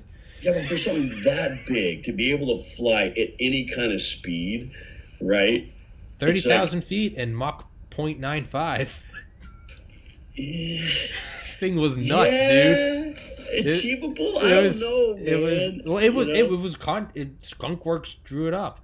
It was. Well, it wasn't. It up and they ran their models on it and did the math. But it wasn't classified. It wasn't. Yeah. So it's just a personal love of mine. I think it's the coolest thing ever. So I think it'd be right up there with what we're seeing in the Marvel Avengers series. You know what I mean? Mm-hmm. And I think it would be cool. I think it's a novel concept. But again, it's one of those things where it would have to have stealth or cloaking capability. Yeah. Right? Because it's going to fly relatively slow for its size. Yeah. Every missile in the world would be able to freaking hit it. Yeah. You know what I mean? So artillery would be able to hit it. Yeah. So I mean, you've got to be able to jam everything, right? Jam all electronic spectrum stuff in the area it's flying in, which creates its own hazards, right? I mean, that's something that's a constant battle as well when we're talking about jamming technology, being able to jam electronic signals, radio signals, and all that kind of stuff. You can jam so much in the spectrum till you get to a point where you can't use anything in that spectrum yourself, right? So when we start jamming, radio jamming, and things of that nature, how much of that is impacting us in our ability to communicate and move as well? So there's always this jockeying going back and forth and all these different wave spectrums, for communications and encrypted communications and protected communications during a jamming scenario. Mm-hmm. So when we're talking about something that massive, it's going to be emanating so many things on so many different spectrums. Yeah. You just look at it and go, okay, just jam everything that way. Yeah. So you have to have it protected from all that too. Yeah. I don't know, but it'd be cool to see. I think maybe where something that big or bigger would have a better application would be scuttling people back and forth to Mars. Yeah. You know what I mean? Yeah. And again, we get back to SpaceX, right? He's looking at colonizing Mars. Yeah. So we're talking, hundreds of tons of cargo and hundreds of people and all in one mission. And, I can see the application there. Yeah. I just, wow. Could you imagine a flying nuclear reactor? Yeah. With 800 crew. 845. Hovering over your hometown. Yeah. Yo, not only that, this thing was going to have, Sea Whiz on it. It was going to have, anti-ballistic missiles. It was, the thing is it'd be like a carrier strike group. They were actually going to fly on... All by itself, yeah. No, they were going to fly 5 of them. And it would... One of them would, is it one of them? I think one of them had... It was just going to be, paratroopers. Yeah. So they were going to drop something it could carry... I think it could carry 9,000 paratroopers and 6,960 tons of cargo. And then that one would act as like the communications node, and then four of them each were going to have 22 I think F4 Phantoms, and they were going to literally not hang under the wings. The wings were thick enough that they were just hangars. And this thing saying that the airborne aircraft carrier would carry up to 22 fighter aircraft externally and had an internal dock capable of handling 2 air-to-ground shuttle transport aircraft. Yeah, 737s that they would have come up behind. They had a clamshell apparatus that would vacuum seal it, and you could bring people in and out and then go back down. Dude. Yeah. I'm telling you, man, something like that is just crazy talk, right? Yeah. Just freaking, how the heck would you do it? I mean, first of all, we're talking about something that's almost 4 football fields across. Yeah. Yeah. Okay, so how are you going to build that? And then how are you going to build, I don't know, the flight line and infrastructure to support it, right? Yeah. It's insane. Crap, and you would need like the whole freaking high desert level as a runway. Yeah, I mean, massive. Well, no, it would be vertical takeoff. I know, but yeah, it's dude. And then, so I've flown into some really sketchy situations before, right? One time I was on vacation. I was going to St. Thomas, and we're leaving Puerto Rico, and we couldn't find a regular flight, so we contracted a local guy in a small little prop plane. The flight line in St. Thomas down in Virgin Islands sits on a sea cliff, right? So you've got like this massive rock face, and the flight line starts right there. And we're coming in for our final approach, and at one point in time, we like dipped below the top of the rock wall. And then we came back up, and then we like hit the tarmac and bounced a couple times and landed, and the guy was laughing the whole time and speaking in Spanish, and I don't know what he's saying because I don't speak Spanish, right? But I just remember thinking, okay, that was a sketchy situation. We had a flight line. I can't imagine being in a cargo plane and pulling up behind an aircraft that's 4 football fields wide and trying to land inside it while it's moving. Yeah. Okay, aerial refueling is one thing. Yeah. Okay, now we're talking about landing on a moving aerial platform, that has probably way more challenges than you face landing on an aircraft carrier and see this pitching and rolling. Yeah. Because at least that is like steady, somewhat predictable. Right? And you don't have to worry about jet wash blowing back at you. If this thing is moving, man, and you're flying up behind it, there's all kinds of like aerodynamic mayhem that can take place, and it would just be nerve-wracking. I think I would rather dip below that seawall and then pop back up and land in St. Thomas and have to deal with trying to land on an airborne aircraft carrier. Holy crap. Yeah. It's just a favorite of mine because it's so ridiculous. Oh yeah. It's so ridiculous. And not only that, you're putting so many resources into one target. Yeah. And it's just hit that fucker. Okay, even so, what if our deterrent doesn't work? You want to shoot down a nuclear reactor of your homeland? What if they're just like, yeah, fuck it, we'll make the sacrifice. Well, now it's like, oh Jesus, there goes $100 billion aircraft. There goes So it's. I was gonna say about a side note about Musk sending all those people to Mars. He talked about how the ITS, the interplanetary transport system. He said that's nothing compared to what will be in the future for SpaceX. He said that those will act as, his quote was, as rope or dinghies to and from. He said because in space, he goes, what if you just built something that didn't come into the atmosphere and it could just stay in space? Right. He was like, well, now you can get to shit that's kilometers long. Because it's not coming down. So it doesn't matter. It doesn't need to be aerodynamic. He talked about like the biggest rockets now will serve as mere dinghies. Oh, yeah. I mean, have you ever looked at like artist conceptions of his colony for Mars and what the buildings and layout looks like, and what's his plan for fuel, right? Oh, so we're going to put an orbiting gas station around the Earth and the Moon, right? And okay, so we're going to launch and get into an orbit around the Earth. We're going to refuel there, and then we're going to slingshot past the moon to Mars, right? Or we'll top off at the moon, and then keep going. So what are you using for gas on the way back, right? Oh, well, we found water ice on Mars. Yeah. So I guess there's different types of ice, right? But water ice in particular is made up of H2O. And we separate out the oxygen and hydrogen, molecules of that, and now you've got a burnable fuel. So we're going to use hydrogen engines. Cool. And just like you're saying, okay, we put up a little orbiting station, like a transfer station, and then all these big rockets are just going back and forth. Yeah. And then scuttling everything back and forth, and all we need to do is get it from the Earth to the orbiting station and send it. Yeah. Kind of like a warehouse that trucks go to, a truck depot, right? Yeah. So you got containers coming in off the ocean into our docks, our ports, like ports of Los Angeles, right? You got all these containers coming in from China or wherever. Who knows if they got coronavirus? Who knows, right? But they got stuff on them, right? And then it goes on rail to a truck yard. And then all these semi-trucks load them up on trailers, man, and hitch to them, and then they take them inland.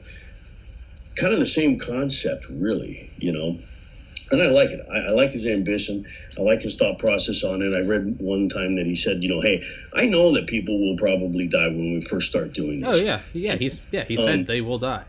Yeah, there's always risk to it, but it's no greater a risk, really, than people coming to the New World and colonizing North America.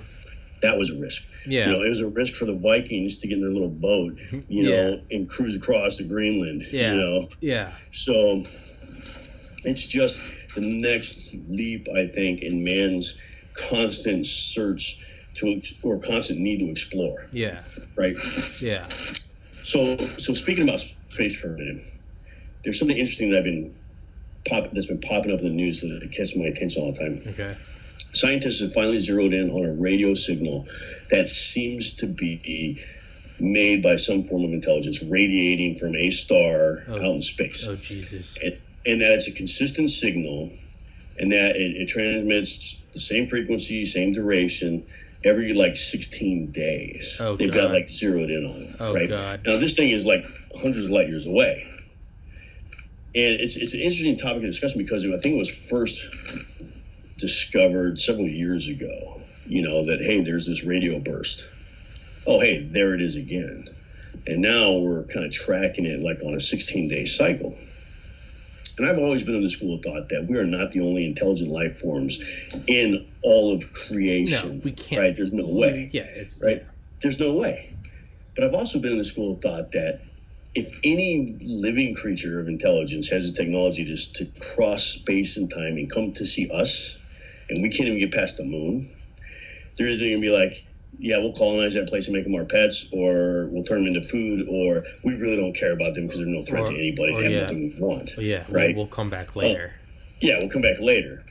So I'm thinking, you see this signal bursting every 16 days. Why don't you record that and blast it back at them at the same frequency and same duration? Just say hello back. Yeah. Right? Hello. Yeah. I mean, it's going to take a couple hundred light years to reach it. Yeah. The origin, and they may not exist by the time it gets there, or maybe they do. Yeah. Or maybe they intercept it somewhere en route and go, hey, let's go there. Yeah. They're saying hi back to us, But I don't know. It seems like, people in the science industry and fields don't want to do that. Yeah. And I'm like, who cares? If it takes 100,000 light years, or 1,000 light, even 1,000 light years, even 100 light years to get there. By the time that signal is received, and if there's an intelligent life force out there that comes back and says, hey, let's go check out where that came from, we're all going to be gone anyways. So what do we care? Yeah. Yeah. No, I'm with that idea too. We don't want them coming here. And it's like, dog, if they can detect us and they can get here, it's already game over. It's just, it's in there. We're still alive. It's because they've decided that we're still alive. So I'm a big fan. Hey, send it. Oh yeah, fuck it. Let's see what happens. Fuck it. Let's get it going, man. I mean, shit. I'd rather die that way than coronavirus. I'd rather fucking aliens come.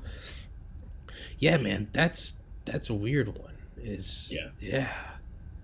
Do some research on it, man. It's popped up on Fox News this week.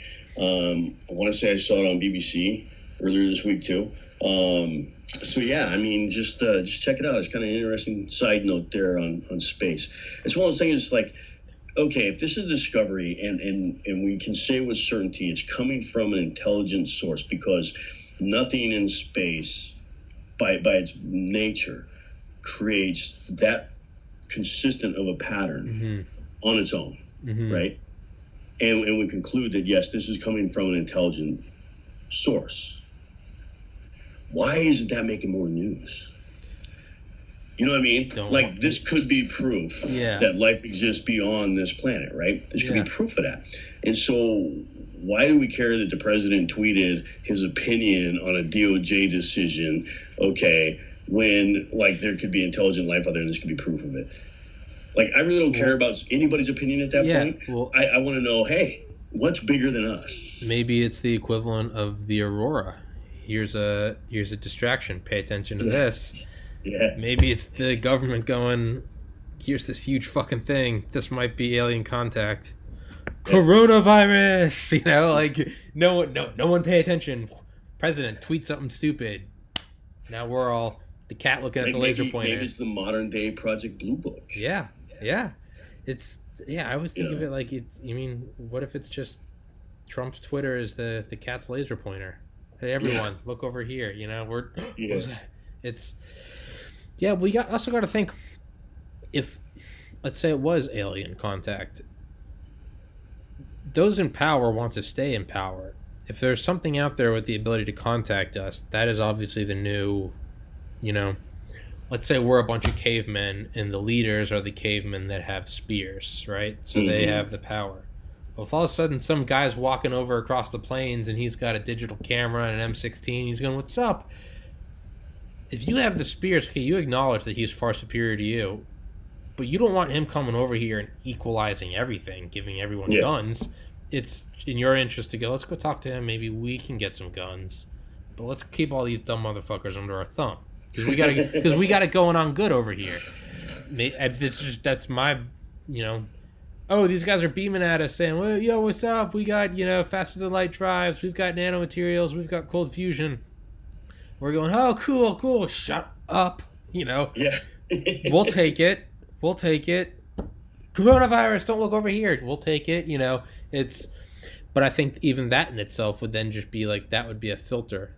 Whoever's receiving the message would go, oh, these motherfuckers, they're still in the age of power disparity. Like that could be something ancient to them. Like, oh, you guys are still in that whole, you know, the haves and the have-nots. You haven't got past that yet, you know? Yeah. It could be the whole idea of like some people being in power and some people not. That could be as archaic as a thing as like flat Earth, you know? It could be, oh, your society is still in there. Okay, yeah, we'll see you guys later. Have fun, you know? That's what I'm saying. If they can make it all the way across to us, they're going to go, yeah, we could eat them. Or they make good pets. Yeah. Or they're no threat and they got nothing we want, so we're out of here. Yeah. You know? Or any combination. Yeah. Or so. is it shit, what was I going to say? It's I lost my train of thought. They're not a threat. They're not a. Oh, what? I mean, they could be so far beyond us that they almost don't see us. In the sense that, like, you know, we see a chimp and we're like, oh, they're lesser than us. But, you know, we kind of acknowledge them as, like, another life form. But when we see, like, ants, we don't even really acknowledge that as, like, oh, they're just not evolved. Or, like, it's a fucking ant, you know? You step on them by accident. Yeah. Like, it could be that they're not even looking at us as, like, oh, they're not a threat. It could be that we're like the bacteria on a sandwich. We're not even on their radar. Yeah. Because it's just like, you know, they're not even consciously thinking, let them live, don't let them live. So much as it's like, you know, it's like paving a new road and you go over an ant colony. It's just you're like, oh, what? I don't need, you know, that doesn't even. They could be that far ahead. That's why I'm like, hey man, take that signal, send it back. Launch it back, yeah. Send it back. See what they say. Yeah, well, it's kind of like the idea, you know, if you're stranded in the middle of the jungle, and something calls your name, do you say here? If you're in the middle of the jungle, like, it's the great on, you're out there, you only know your tree, and you're out in the middle of the Amazon, and you hear like a roar. Do you roar back, or do you just stay quiet? Because it's like, I don't know what the fuck that thing is. If something's going beep beep beep, do you go? I mean, I'm with you. I'm fucking find out. Worst comes to worst. All right, we had a good run. We had a good 10,000 runs. We built the pyramids. We invented hot dogs. Like, fuck it. All right, I had a good run. We're squashed. Yeah. And we got hot dogs and chili, man, and corn on the cob. Yeah. It's All right, the last. I saved this one for last because it's just stupid conspiracy. It contains no value. Do you think something like the F-35 that we've dumped over $1 trillion into? Sure, fantastic plane. $1 trillion. I don't. This isn't the Aurora. This isn't. Yeah. And the F-22. It's like F-22 didn't cost $1 trillion. B-2s cost $2 billion each. $1 trillion, and what does that have to show? Ooh, it can take off vertically. Ooh, okay, Harriers could do that too. And what you said earlier, all this stuff, it has to get approved by Congress. What would be a better way? Sure, you have the black budget, but what would be a better way for the military to fund something than to make something look like it just has horrendous cost overruns? In reality, maybe the F-35 program cost $20 billion, but now you've got $900 and $980 billion that's been written off as cost overruns. Yeah. What do you do with that? Do you do some shit that you don't want anyone to know about? Yeah, I think what you're getting at space lasers. is a program like the F-35 being used to launder money and divert it into other unacknowledged programs. Yeah, right? yeah. Taking my lunch money and using it for weed. It's... Yeah. And so, I don't know. I mean, I never was close enough to that program at all to say with any certainty, why there was cost overruns. I mean, I read a lot of stuff, and there was some conjecture going on, throughout the Air Force at times about it. But I tend to think that maybe that could be the case, right? That the cost overrun was being used to shell money, or hide money somewhere. But then you're talking about, a lot of secrecy around that, and very few people would even have access to that stuff. You know what I mean? So, like I said, when I was working program stuff in the Air Force, there was like 4 people in Congress that funded classified program stuff. That was it, 4. They were let in on programs, they funded it or they didn't fund it. That was it.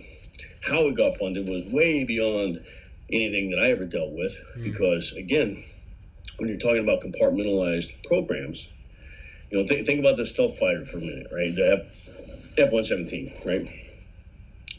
That thing was developed, Skunk Works out of Groom Lake, Area 51. Everybody kind of knows that now. But when it was being built, there was a handful of people that knew what the whole aircraft would look like. But then if you're an engine guy, you're working on an engine in a hangar in blacked out conditions, you never see what airplane it is. Yeah, and that's it. You just know it's this engine. Yeah. Yeah. Now, I could see the F-35 costing a shit ton of money, okay, just because of the engineering technology that went into it. The exhaust nozzle being able to turn it 90 degrees. Mm-hmm. Okay, the hatch is opening up behind the cockpit. Yeah, for a turbo fan. Yeah. Right. The wingtips having channel diversions to stabilize it and turn it while it's in a hovering mode. Okay, just that kind of engineering alone is going to cost you a ton of money, right? Mm-hmm. And then just to develop it, let alone make enough of them to field and make them be useful. Make a fleet of them.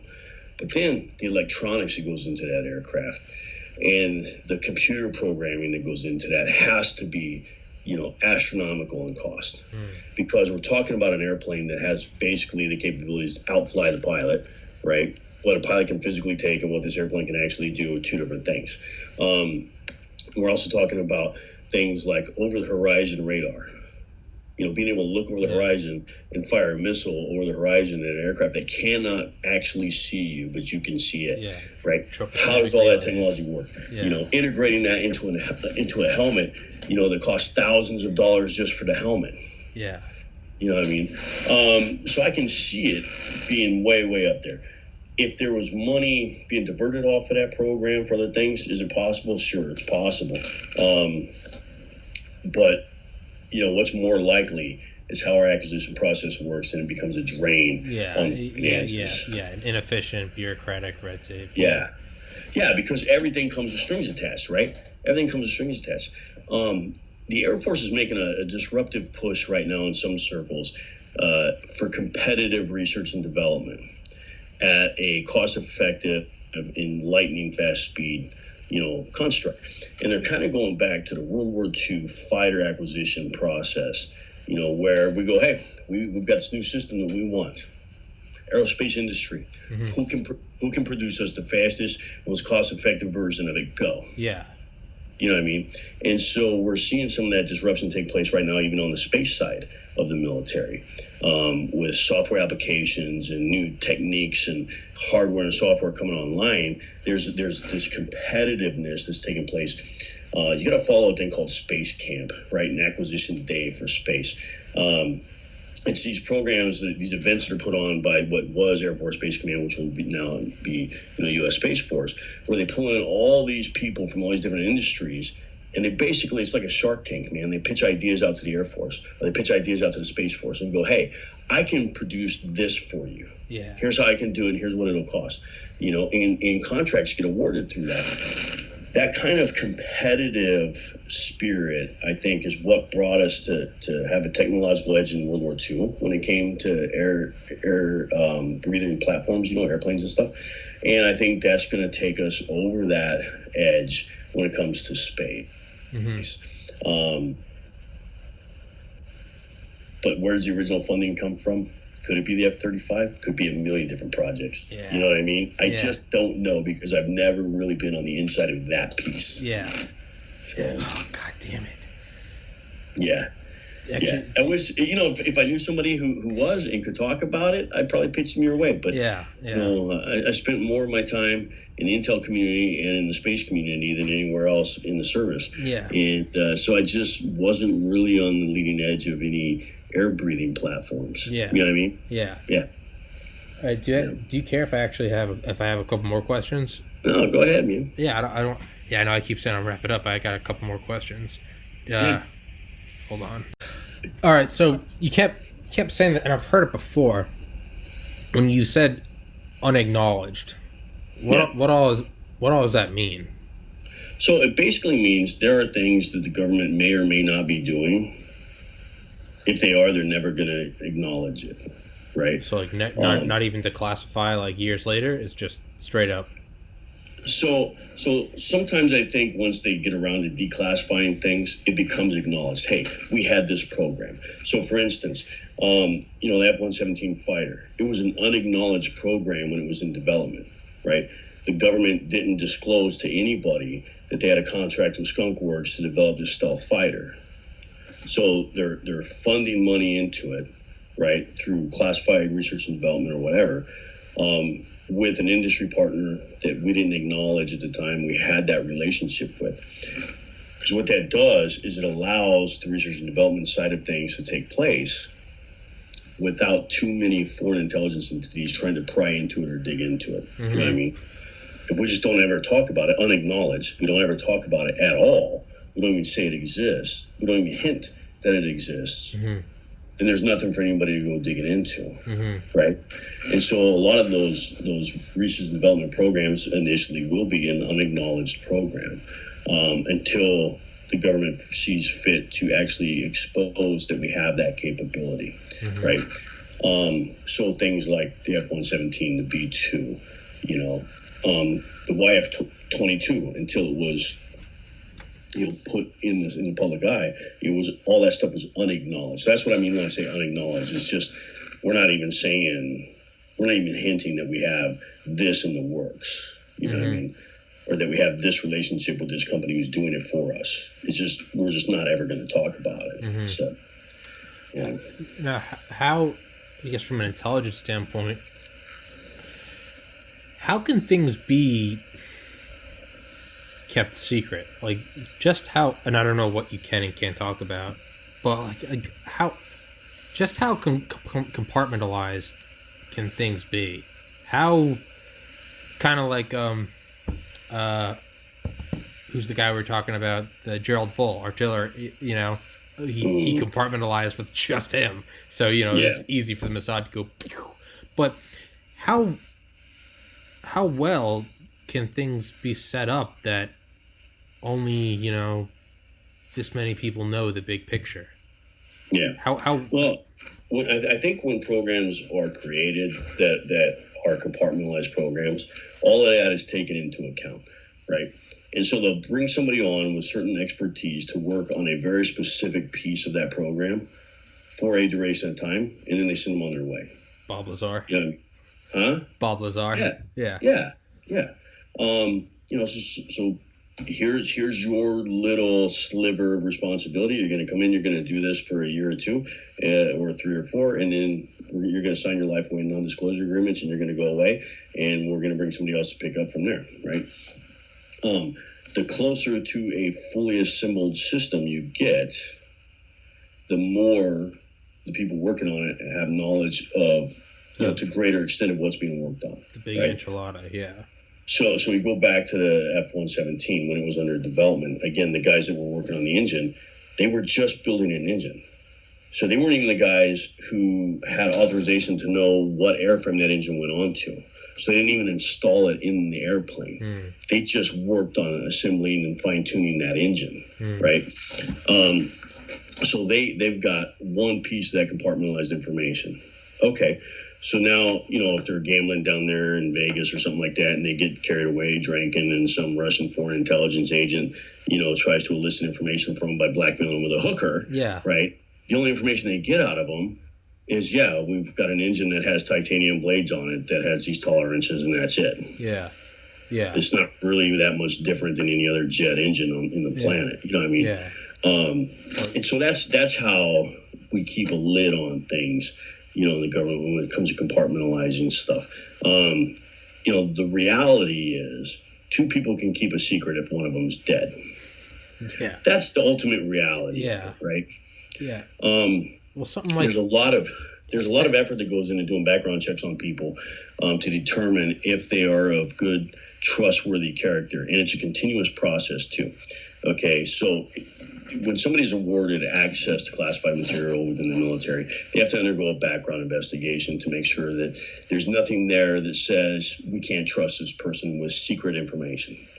Then when you go into the realm of top secret information, it gets more and more stringent, that background investigation. And when it gets into like compartmentalized programs and stuff, you may even go through a polygraph. You might go through a counterintelligence polygraph or a full spectrum, also known as a lifestyle polygraph. Those are designed to expose weaknesses in your character that can be exploited by a foreign intelligence entity or service to try and get you to cooperate with them, right? So anybody that doesn't meet just a basic trustworthiness to introduce them to a classified program like that, they don't get in. You know what I mean? And there's a lot of continuous background investigation that takes place the whole time you're working there. And so just that piece alone helps us pick and choose the right people that we believe can keep a secret. But then every now and then you got somebody like Snowden that comes along, and he's disgruntled, and he's like, FTW, I'm going to take all this stuff and expose it. Thank you very much for being a traitor, first of all. And thank you very much for, putting other Americans in harm's way. And, I hope you get what's coming to you, kind of thing. Yeah. Good. Yeah. Way to go, Snowden. Yeah. Right. Yeah. It doesn't really matter what his justifications or reasons were. I mean, he violated his oath that he took, and he damaged our country in a lot of ways. So, but that happens every now and then, so we have people dedicated to trying to ferret out those insider threats and deal with them appropriately before they happen. The whole espionage game and counter-espionage and counterintelligence game is just as alive today as it was during the Cold War, if not more so. Yeah. Yeah, I would imagine.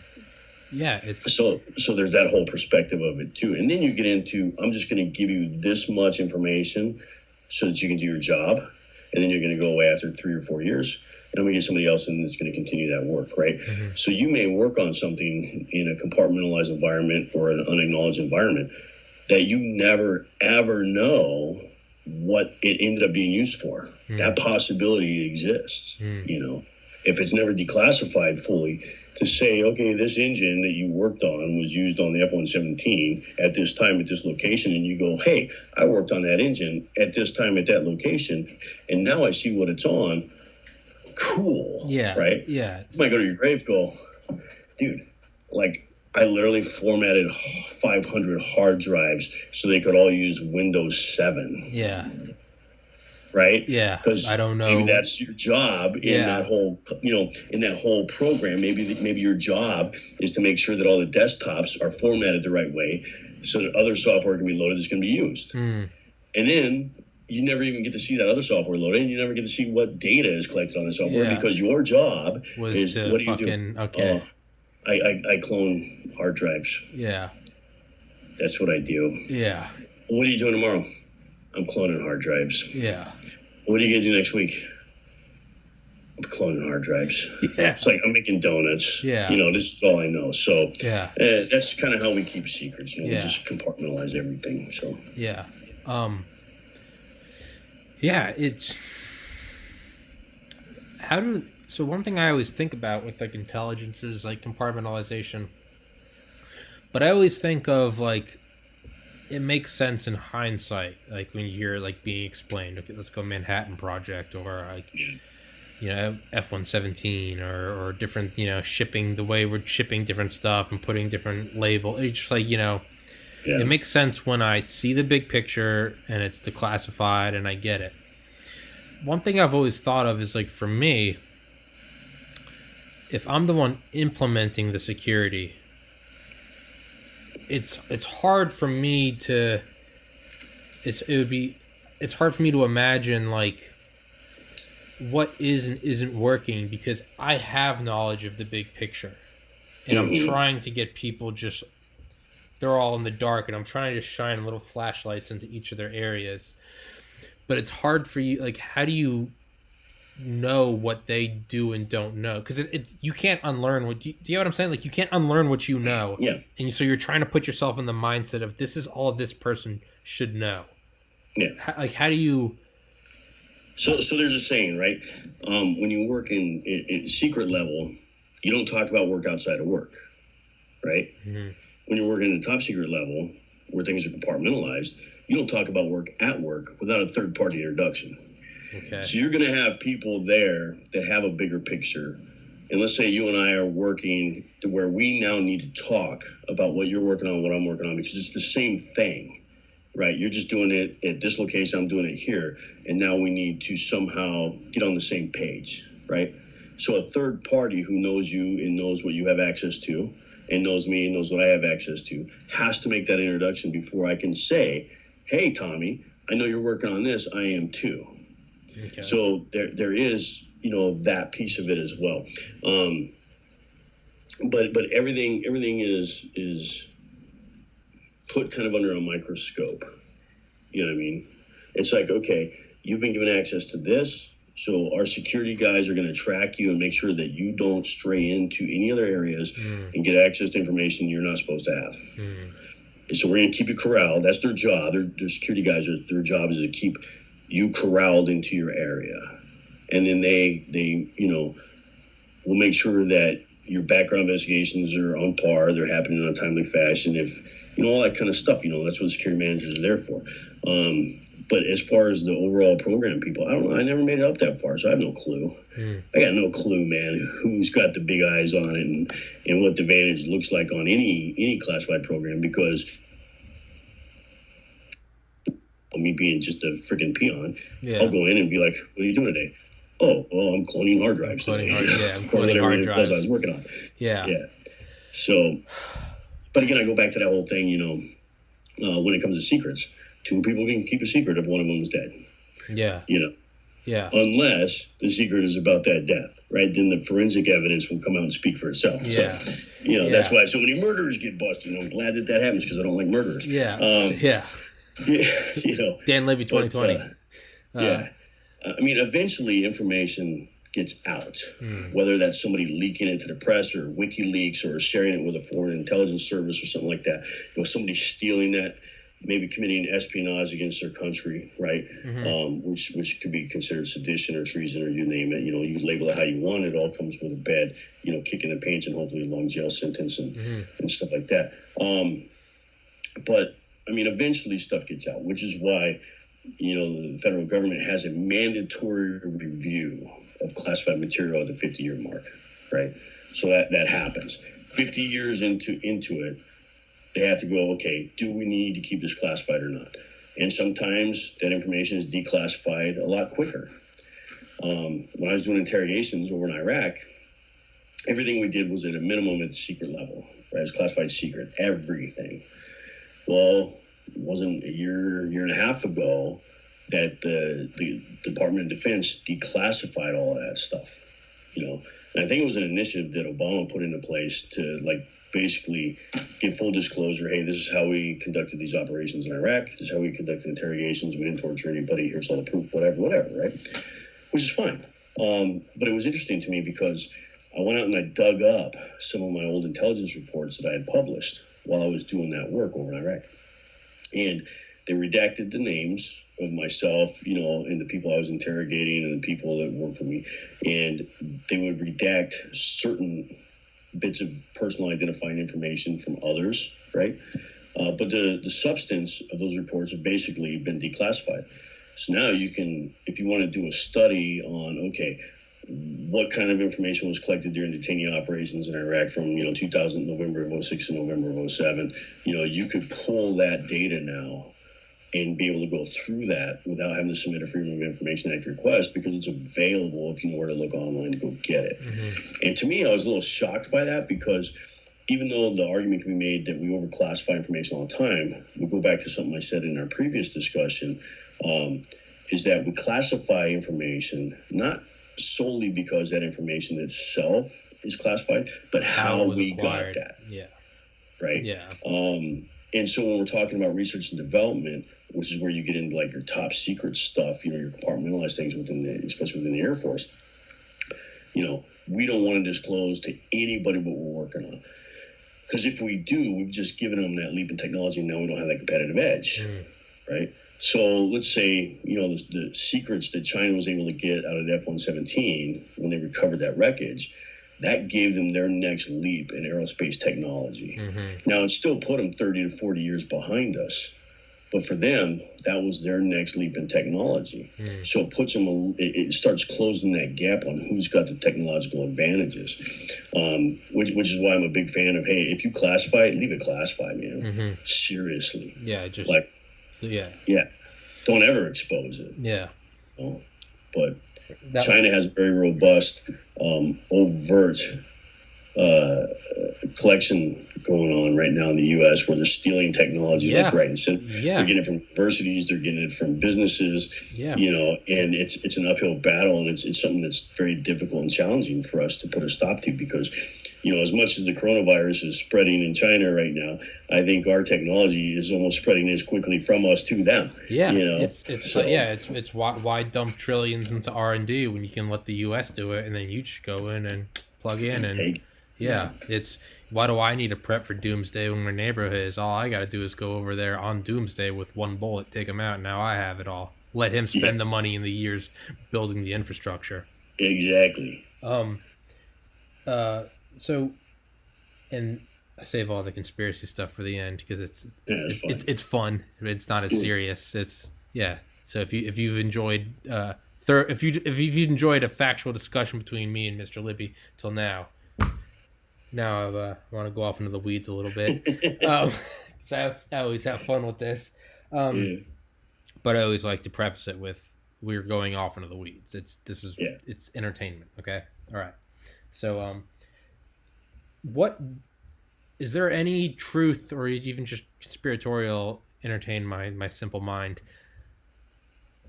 Are there higher tiers of classification than that which is known to Joe Citizen like me? Confidential, secret, top secret, I guess SAP, Special Access Program, and then TSSCI, top secret. What is it? Special compartmentalized information, SCI. Are there So tiers above that, or would the existence of those tiers in itself be so classified? if there are, I wouldn't know about them. Okay. Now I know that, within the top secret realm, there's compartmentalized information, right? All that information, again, like everything else, it's classified as on a need-to-know basis. You get read into a program, you get read out of a program. You sign your non-disclosure agreements, you walk away, and unfortunately, we're not at the place now in time where, the men in black come and they go blip, and you get a little light flash, and they tell you, hey, you just had chicken and stuff for dinner tonight, and you loved it, and that's all you remember. That would be great, because then we wouldn't have to worry about leakage or anything else. You know what I mean? Yeah. And everybody still is above the ground instead of 6 feet deep, right? Yeah. Taking a dirt nap. Yeah. So I don't think, I don't know if there is higher classification than top secret, but there is a lot, I'm sure, that's compartmentalized that some would consider a higher classification. Mm-hmm. It's kind of like, you only think about Freemasons, right? Mm-hmm. So there's like 3 degrees in masonry, and Master Mason is a 3rd degree. Okay. But then if you go over like York Rite or Scottish Rite or Shriners or something like that, they go like, we got 33 degrees, right? But they also all acknowledge the fact that a 3rd degree Mason is the highest degree you can have in Freemasonry. Okay. So these other degrees are really just kind of studies on a line of thought that of information they want you to know. Yeah. But they're all Masons. They all acknowledge that the 3rd degree Mason is the highest level of Masonry you can achieve. Yeah. Right? There's nothing higher than that. Yeah. So that's where I go back and I go, okay, so you've got, top secret information, and you got compartmentalized within there, right? So is that higher than top secret, or is it just, this is a piece of that pie that you are allowed to see? And I think that's more kind of the case. But it's interesting because you have all these different types of clearances, like folks that are getting jobs in the White House Communications Service have to go through a Yankee White clearance, is what it's called. Yeah. Right? It's a background investigation that kind of goes above and beyond what the average background investigation is for access to secret material, because you have the potential to come in contact with the President of the United States and or information he's passing or not passing, right? So how do we vet somebody to make sure they're not going to be a whistleblower to some third world adversary of ours? We go, okay, you have a immediate relative who is a foreign national. You do not get a Yankee White clearance. That's it. Jesus. Right. So, I worked with an officer in the Air Force who had a top secret clearance, who was, an intelligence officer. He worked in compartmentalized information. But because his mother was from a foreign country originally, he was not ever granted a Yankee White clearance. So he could never work at the White House. So, Jesus. Now, I don't know if that's higher than top secret, or it's just a category of classification within that confidential. Well, you got FOUO, confidential, secret, and top secret, right? So FOU is for official use only. Okay. It's not really classified, but we don't release it outside of official channels, right? Without a Freedom of Information request. Okay. That's FOUO, for official use only. So for him, it was like, yeah, you can do everything else, but you can't work here because. Yeah. So they really don't fuck around. No, man. Jeez. No. Yeah. I mean, because yeah, you're right. I mean, if it takes, let's just go back to R&D. Because, I mean, it makes sense from a tactical advantage as well as an investment advantage. If you spend 10 years developing this technology and then you can lose it like that, well, there goes 10 years of development. It's like if you spend $1 billion developing this drug, and then all of a sudden corporate espionage and someone releases it, well, there goes the whole, why did we even make it? Why did we bring it to market? Why did we go through the FDA phase 1, 2, and 3 trials? But it's not with the drug. It's with national security. It's with global dominance and full spectrum power. It makes sense. It seems like compartmentalized. It almost seems like you go confidential, secret, top secret. It almost seems like SCI is like horizontal. Yeah, that's kind of a good way to look at it. Yeah. You got your upper echelon of classification, which is the umbrella, piece, the top secret. But then it's like, okay, who gets what piece of this pie? Yeah, because you don't need the whole pie. You don't need it. You know, it's yeah. Now, do you think? And again, this is just me like wanting to believe. Do you think there are higher things than that? Like, could be, but again, I've never been exposed to anything like that, so I couldn't speak intelligently on it. You're breaking But my balls, Dan. You're breaking my balls. If there were, just toy with it, just hypothetically, if allegedly, I would be like, who would be in a place that would know, right? So then I go back to like, Holloman Air Force Base out in White Sands, New Mexico, next to Roswell, right? Would the base historian there have a higher access, than maybe everybody else because the records of Roswell are kept in his vault? I don't know, So it's like, that's the guy I would be like, hey, were they aliens? What's up? Yeah. And he's going to go, dude, weather balloons. Yeah. I'm like, and then show him a picture of Batmobile. Hey, what's this? Oh, it's a weather balloon. Yeah, okay. yeah. So, yeah, exactly. It's show him a picture of the stealth fighter. What is this? Oh, it's a weather balloon. Yeah, that's swamp gas. That's swamp. Yeah, it's. Yeah. So, I mean, those kind of guys, people that worked or operated Area 51, those guys would know, if there's something higher, right? Do we have alien spacecraft at Area 51, and that's where we're getting our stealth technology and our artificial intelligence from and all that stuff, man? I don't know. Yeah. I don't know. Yeah. If we did, that'd be cool. And if not, that'd be cool too, I guess. Can we touch on Area 51? Yeah, sure. I mean, Groom Lake, an amazing research and development place. That's kind of like a ghost town. Oh no, it's I mean it's a very real place. It's it's Groom Lake. It's Groom Lake AFB. It's the ranch. It's Watertown. All the other names they have for it. And it's a very real place where we did very real SR-71, A-12 Ox Cart, F-117 Nighthawk. We did it all there. That's and we're probably still doing stuff there. Absolutely. Why wouldn't you? We've spent 7 decades building up this cloak of secrecy around that area. Why would you not use it? Why would you not push the border back over the hillside so you can't walk to the tops of the hills now and look down in that valley? Exactly. It's like we spend so much time mastering that area. Not only that, that place has now been guarded for so long that they now know the ins and outs of it.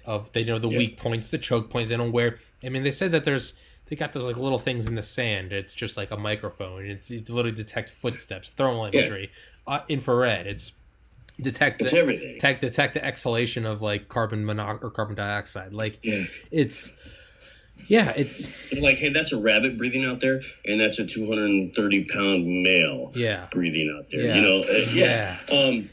I really wish those guys that were planning the Million Man March on I wish that would have taken place, because that would have been awesome. You know what I mean? I think there would have been a lot of people dead. Well, so who knows, right? Like, who knows how that would have played out? Maybe they do push their way in there and nobody gets injured, right? And they just find some empty hangars with nothing in them. Be the move. That would be the counterintelligence move. To, by all means, arrest them all. But by not slaughtering them all, you're kind of showing a hand that's like, I mean, there's nothing here, like not enough to kill U.S. citizens, like. Yeah.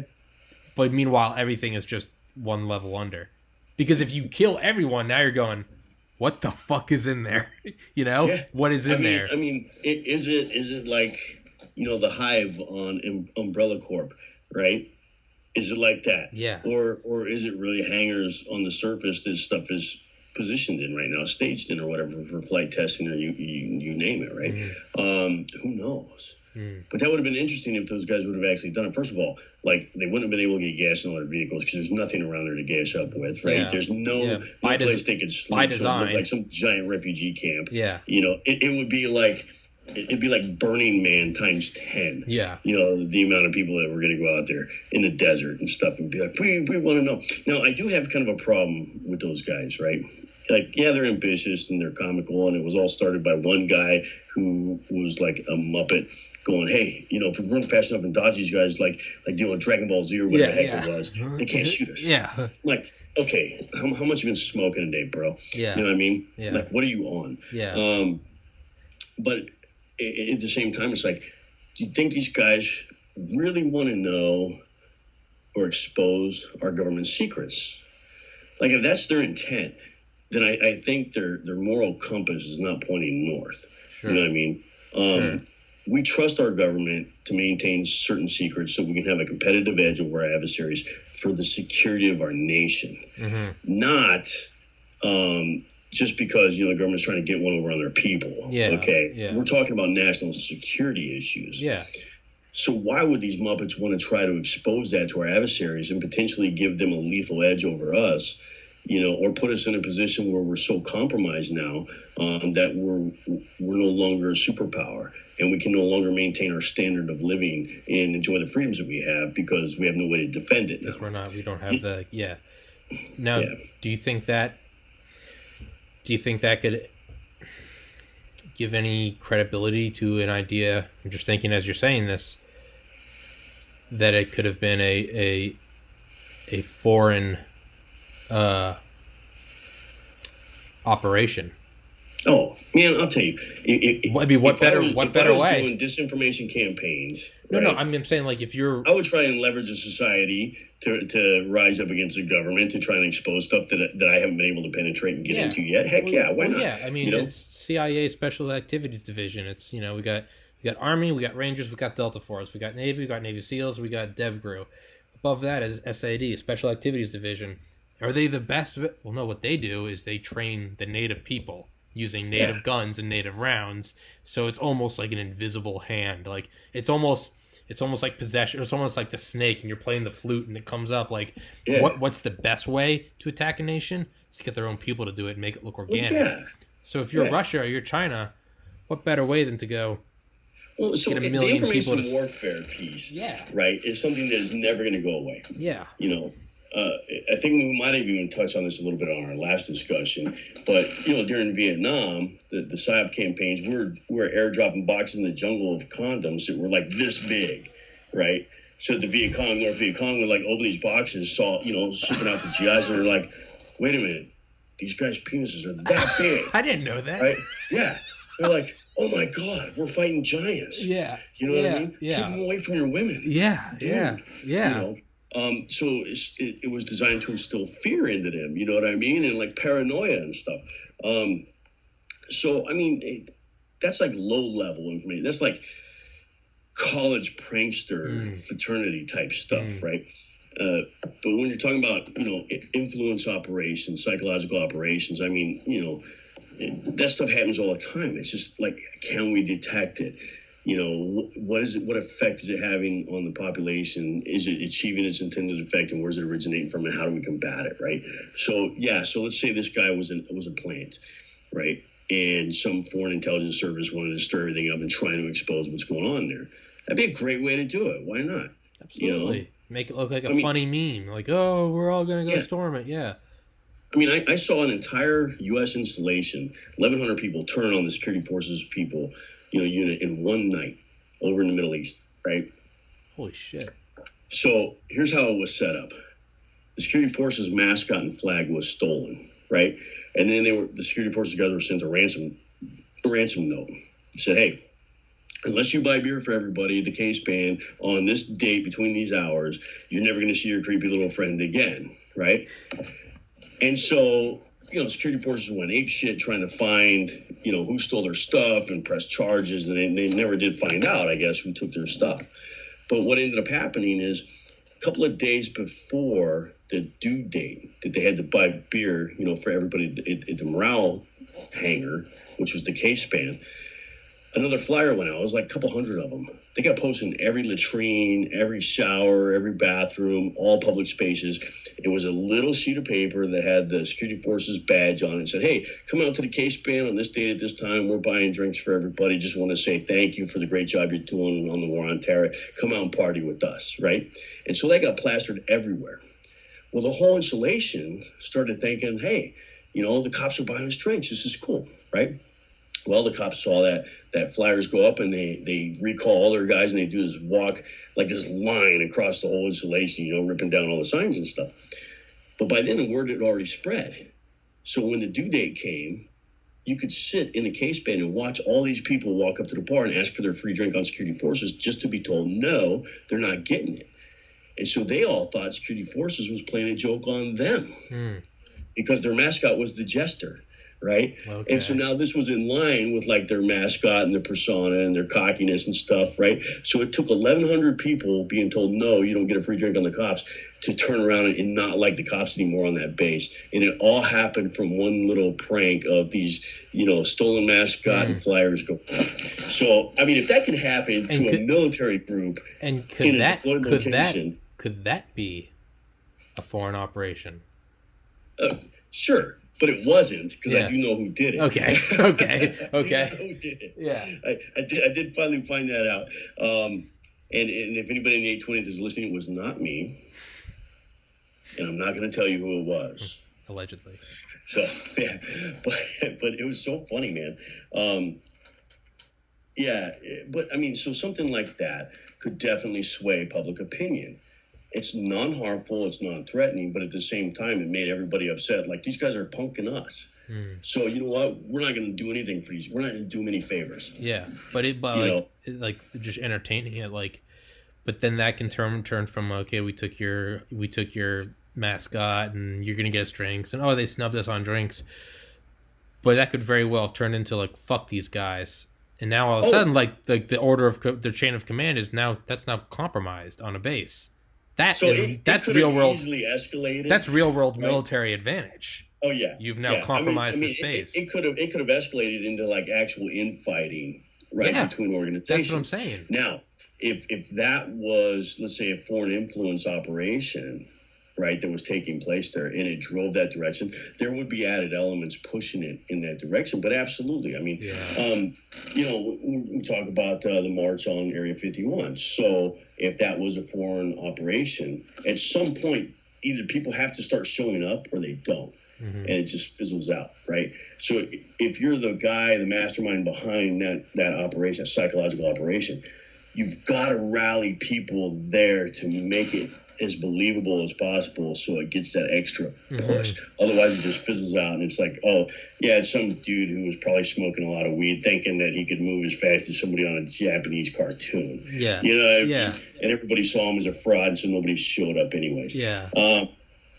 But I mean, psychological operations happen all the time, all around the world, and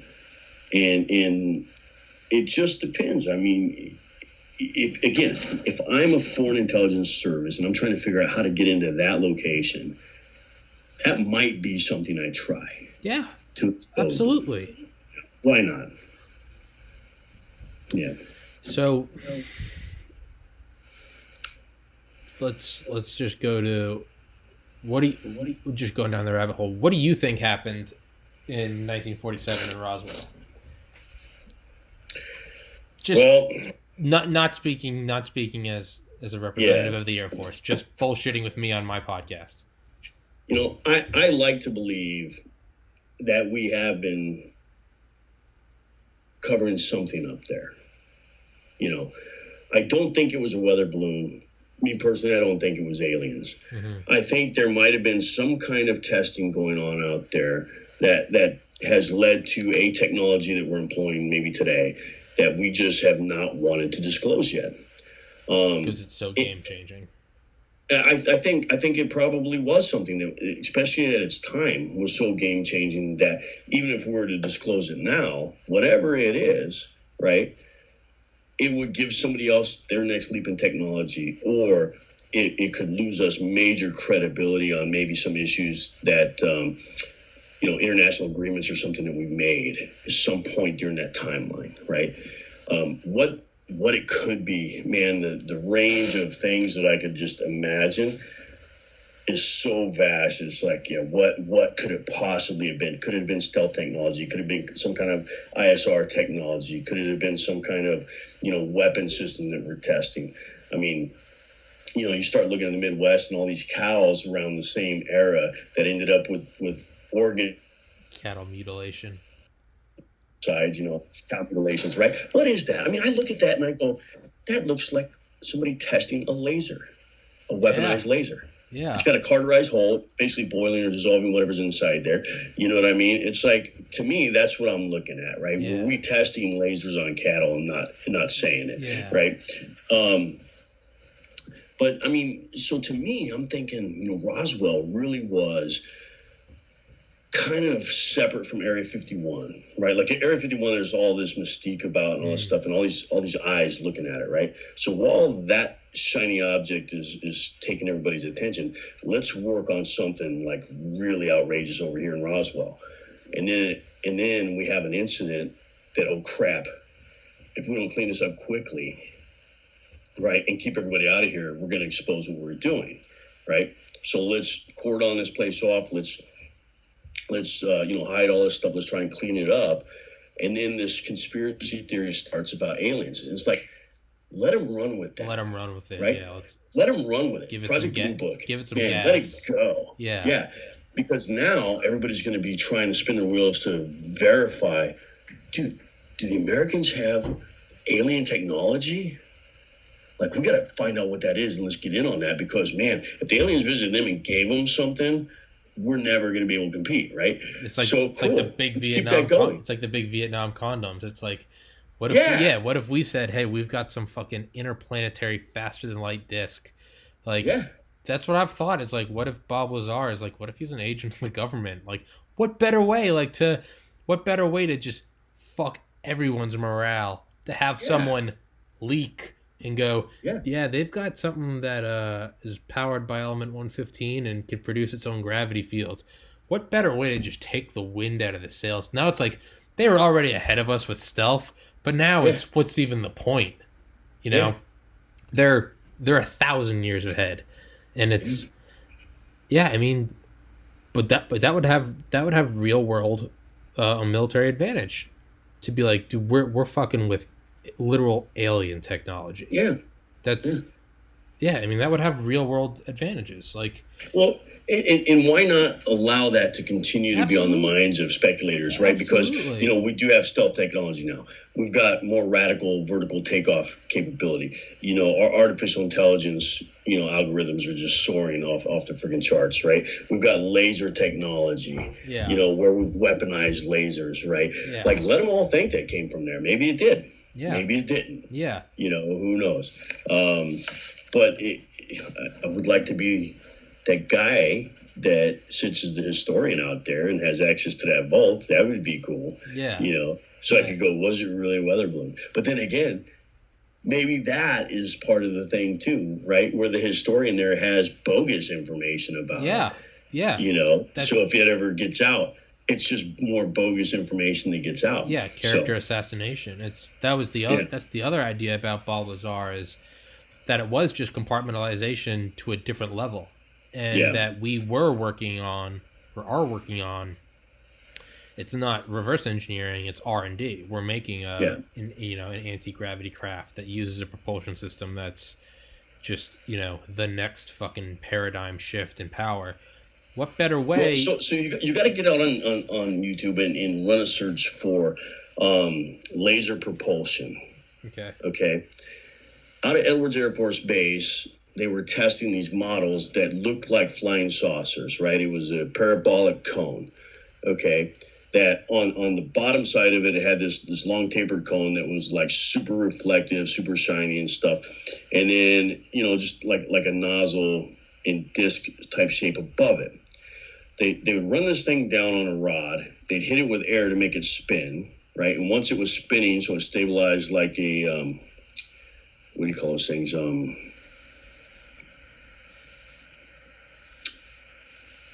can't remember that term now, man. What? Gyroscope. Like a gyroscope. It was stabilized like a gyroscope. Then they would fire this laser underneath it. The laser would reflect off of the arc underneath there and cause a little explosion in the air pocket. I've seen that. And it'll push it up and up. Well, after they initially tested it, they realized we got to take it outside because this thing's going so high so fast, it's running into the ceiling on our freaking 40-foot, 50-foot hangar, right?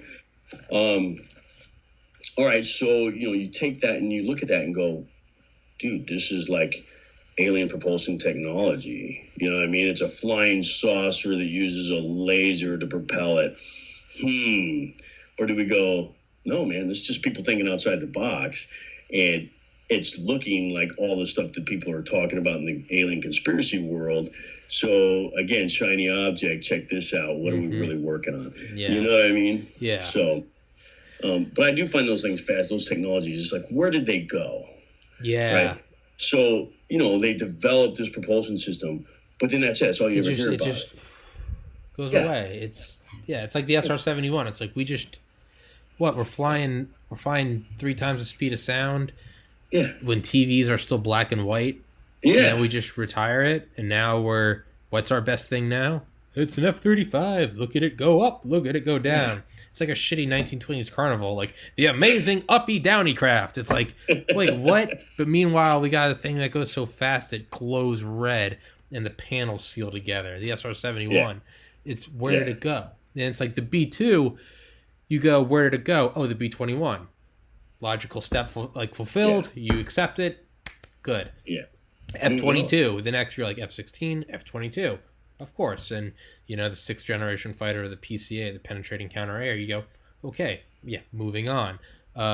Ships, the Zumwalt, artillery, the railgun. Yeah. So you're going, okay. The railgun. You're going, okay, yeah. It's the next. But there are certain things where it's like, did it really end with that? Yeah. Like, where do they go? So Reagan's, getting back to our initial discussion today. SDI. Right? Reagan's interceptor in space, this little ball that moves around like this and gets in the way of, inbound ICBMs. Where did that technology go? Yeah. Have you heard of... What's the next generation of that? Are we on our 5th or 6th generation of it? Like, where's it at today? Yeah. Who knows? Yeah. Because the information trail stops. Yeah. And it... Right? Oddly so, too. And it's not... Yeah. And it's not even declassified or it's like, this thing didn't fucking work. It's like... we're not using it anymore. We can't tell you. But it's like, huh? It's almost like somebody inventing the football and putting it on a field and not designing a game around it. And so people look at it and just go, okay, that's a funny shaped ball. We're never going to play with it because we don't know what to do with it. So let's just shelve it, right? And let's move on. Oh, cool. We're playing soccer now. We're playing, what else?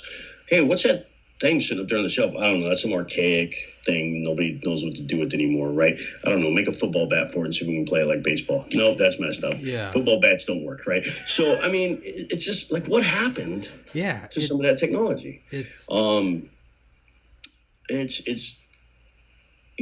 can be said for so many things, but those are the 2 examples that come to mind right now on the discussion from today. When we're talking about space, is that laser propulsion system on that shiny parabolic disc, right? And, the in-orbit intercept satellites. Like, where did that take us? Yeah. Where are we at now? Yeah. And so when I go back to Roswell, right, I go, hey, all that was alien technology too, man. The Star Wars stuff that Reagan came up with and everything. That's all, Is it? I don't know. Yeah. But, hey, if that gives somebody something to focus on and they're not really digging into what we're really doing nowadays, I'm okay with that too. Yeah. Fuck. I've still got a couple more questions.